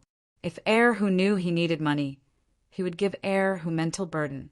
He should use up the materials he had first. Mo found a hotel and hung up the sign, "Do not disturb," before starting to focus on making runes. Although his idea was good, reality disappointed him. After a whole day, he wasted 20 sets of materials, but only made 6. Although it was countless times better than before, Mo was still very unhappy with the result. The second and third day were slightly better. He made 16 altogether, but he wasted more. If things continued like this, Mo felt it wasn't going to work out. First, he expended materials too fast. Second, it was too slow. The 4th day, The 100 sets of materials Emo prepared only had 20 left. He felt things weren't going to work. If he couldn't improve the means he made the runes, he would need to gather more money. Making runes was a money-burning thing. Tang Beiwei stared at the middle-aged man, his amicable face before became hideous in her eyes. She had never met him before, but he wanted her to trick someone she didn't know. A sense of disgust rose from her heart. Tang Beiwei couldn't even be bothered to look at the middle-aged man as she said, "Sorry, I'm not interested." Then she turned to leave. The middle-aged man didn't even move as he slowly said, "According to what I know, if your mother doesn't have surgery soon, she would last half a month at most. Think about it. How hard was it for her to bring you up? When you're finally grown up, she needs to leave. If you don't have a way, never mind, but you do have a way to save her now, but you don't choose it. Ask yourself, are you treating her right?" "You." Tang Beiwei turned around and looked at the man in fury. "You want me to trick someone I don't know? I'm not treating my sense of moral right." "Humph," the middle-aged man sneered. "Do you think we can't choose other people? I'll be honest with you. I pity you. That's why I chose you. This is very simple. You just need to bring that man to a place, and you don't need to worry about the rest. This isn't tricking. If he really likes you, at most, you told him a lie once." Tang Beiwei's face changed drastically. She detested the man in front of her, but she knew he was saying the truth. If her mother didn't get surgery, she would last 2 weeks at most. Thinking about how her mom brought her up, pushing a small trolley to do business regardless of the wind or the rain, Tang Beiwei felt her heart was bleeding. She hesitated for a long time before asking, "Take him to where?" Emo walked out of the hotel and pondered. There was a way to get money, but since Qingxue was living at Ninghai, she must not have much on her. How about he borrow some from Jingwen? She was a wealthy girl, shouldn't it be a problem? But then it was hard for him to ask a girl for money. Emo thought, and still couldn't make up his mind. He took out a jade artifact and looked. He decided to go to the magic artifact shop and see if he could sell it for a good price. If no one could tell its worth, he would then borrow from Su Jingwen. On the opposite side of the street, a middle-aged woman pushed a small trolley with food. She was selling snacks for night. A car drove past quickly with the markings City Management on it. She quickly packed up her stall, but she accidentally spilt all the sauces on the ground. The middle-aged woman looked anxiously as the car drove past. She gasped a sigh of relief and then slowly started to pick up the things on the ground. Although no one helped her, a girl in her 20s came in front of the stall and helped her pick things up. Emo smiled and thought this girl had a good heart. The magic artifact shop wasn't far from Emo's hotel. He just walked a few minutes, and he already arrived. The place was a small building, but Emo didn't feel any sense of spirit at all from afar. He knew it wasn't very good and hesitated if he could sell his jade. And opposite this shop was a bar. From a business point of view, it was very unreasonable. "Sir, would you like to buy magic artifact?" As soon as Emo walked in, a girl in her 20s came and asked. Emo smiled / "I'll take a look first." "Okay, please take your time." The girl was very polite, but Emo knew no matter how polite she was, not much customers would come if there were no real things. Emo scanned and was disappointed. These were worse than the ones from the social night. It could be said none of them were real. In this situation, it would be impossible for the boss to pay him a high price. Emo thought so, and he knew he shouldn't even bother. Just when Emo turned his head and walked out of the shop, he saw the girl who helped the middle-aged woman pick things up being harassed into a bar by 2 youths who had their hair dyed like a ghost. The girl was struggling, so it was obvious she was being forced. Emo frowned. This was a legal society, so how could this happen in broad daylight? Emo knew about this, but it wasn't even dark yet. He had a good impression of this good-hearted girl and was prepared to help her throw the 2 youth away. But he scanned his spirit sense and stopped his actions. Although the girl was pulled in by the two youth and her head was low while struggling, Emo could scan the corner of her eye. There was no fear nor anger and worry. Her eyes were full of guilt, deep guilt. She was being abducted but felt guilty? Emo shook his head. He saw it clearly with his spirit sense. What was this? Her abnormal eyes made Emo hesitate, so he didn't go up to save her. Emo walked slowly towards the door of the bar, but kept his spirit sense to the girl. The two youth pulled her into a private room and slammed the door shut. Emo didn't come save her. Tang Bei Wei felt relieved but disappointed. The good-looking youth had such little courage. However, since he didn't take the bait, she couldn't be blamed. A large part of Tang Bei Wei's top was ripped down, showing large pieces of snowy white skin. Stop, what are you doing? Stop. Tang Bei Wei's eyes showed worry. Wasn't this an act? Why was it real now? Haha, stop. Do you think someone Wang Xianxian, is interested and can run away? A small door opened in the room and a youth walked out. Tang Bei Wei angrily broke free of one hand and said, I had a business deal with Wei Yongqian. He told me to come and act. Let me go. Haha, act. Wang Xianxian laughed again. Do you like acting? Very well, Lang Pai, show something. Let me and this chick watch while we act. This watery-eyed girl, my money is well spent. The red-haired youth that grabbed Tang Bei Wei agreed and let her go. Then he took out a remote and the TV immediately showed a pair of nude male and female yelling and moaning.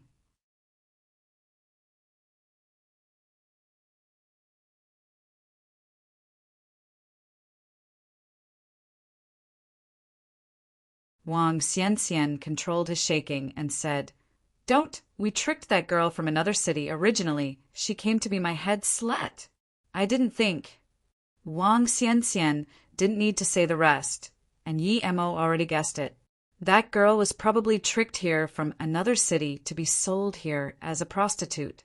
He shook his head and turned Wang Xianxian to ash with a raise of his hand. When Emo had walked out of the room, Tang Bei Wei had regained her composure, but her face was still pale. She had pulled the plug of the TV, but her clothes were still ripped.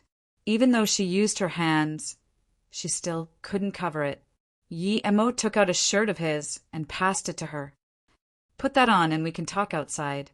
The girl quickly put on the clothes and didn't even notice where the clothes came from. She just said to Emo gratefully, Thank you for just then Emo waved his hand. Go out first. But outside, although Tang Bei Wei didn't know what Emo did to the three inside, there were still a lot of people outside. Emo smiled. Don't talk, just stay by my side. Then Emo used invisibility, cloaking him and Tang Bei Wei. He walked out of the room and closed the door. Tang Bei Wei didn't know she was invisible, but looked at the passing by people. No one seemed to notice them, and they just waltzed out of the bar. Then Emo took off the invisibility and asked, What happened just then? Tang Bei Wei pouted her lips and said, I have something important to tell you. Take me to a faraway place. Emo frowned his brows. He had never seen Tang Bei Wei before. So where did this important thing come from? He immediately shook his head and said, No need. I still have things to do. You're out of danger. Leave quickly. Seeing that Emo was going to go, Tang Bei Wei was a bit worried. She wanted to tell Emo about Wei Yongqian trying to harm him. But at this moment, her phone rung again. It's you, Tang Bei Wei said hatefully. Wei Yongqian's plain voice sounded. Your mother is doing a pre-surgical checkup. I believe you should understand. I didn't tell Wang Xianxian about this, because he's just a lackey. It's impossible for him to act. So it had to be real. Plus, if he couldn't beat Emo, he would spoil our plan. But we wouldn't let Wang Xianxian do anything to you. If Emo didn't go in past a certain time, our men would go in, so don't blame me. Wei Yongqian seemed to know Tang Bei Wei would succumb, and his voice was always so calm. Wei Yongqian, I'm not doing it. I will earn money for my mother myself, animal. Tang Bei Wei was about to hang up. Wei Yongqian dazed. He didn't expect Tang Beiwei to call it quits just when they were about to succeed. He quickly said, "The doctors checked and said if your mother didn't do surgery now, she wouldn't even last a week. Your mother isn't far. If you don't believe me, I can give the phone to her and let her talk. Plus, do you think you can amass 300K for the surgery in a week?" "Stop dreaming. You have succeeded half now. You just need to bring him to the place on the 27th, and your mother would be saved. Think about it. If you regret it, your mother will leave the surgical table immediately." Tang Beiwei helplessly put down the phone and looked at Yemo, who was not far away. She couldn't calm down at all. If she regretted, she would be giving away her mother's life. Just thinking about her mother's thin, like stick body gave her pain. Her mother was like that due to her. How could she kill her mother's last hope for survival? Yemo looked at Tang Beiwei. This girl was strange. He saved her, but she didn't leave and still stayed here being indecisive. Tang Beiwei hesitated for a long time. Her love for her mother took the upper hand. She had a good impression to Yemo. If possible, she would give her first time to him to repay him saving her life. Plus, she believed Yemo wouldn't be in danger even if she brought Yemo there. She didn't believe Wei Yongqian dared to kill.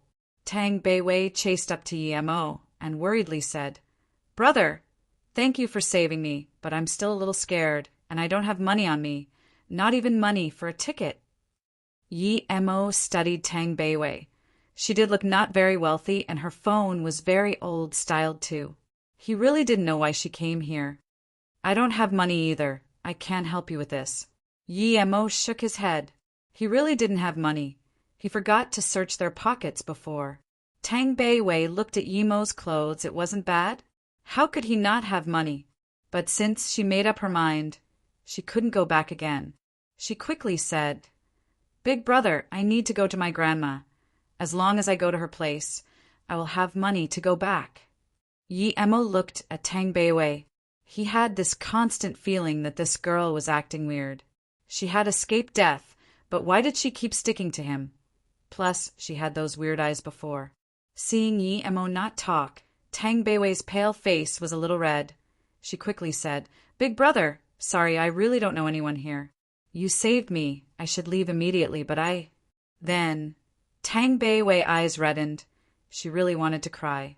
Someone saved her, but she was trying to trick him. Although she didn't want to harm Yemo, she also couldn't face her helpless mother. She felt it was so hard. If she was just by herself, she wouldn't follow Yemo so shamelessly. "Stop!" Yemo saw Tang Beiwei was about to cry and quickly told her to stop. He was scared of women's tears the most. After a while, he said, "What's your name? Where is your grandma?" Tang Beiwei wiped her eyes before helplessly saying, "I'm Tang Beiwei. My grandma is in Wuliang Mountain." "Big brother, I don't know your name yet." "Wuliang Mountain." Yemo repeated and asked, "I'm Yemo. Is your grandma doing business at the tourist places at Wuliang Mountain?" Tang Beiwei shook her head. "No, brother Yi. The place she's living at is a bit far off." Yemo didn't ask and said, "I don't have money recently either, but follow me first.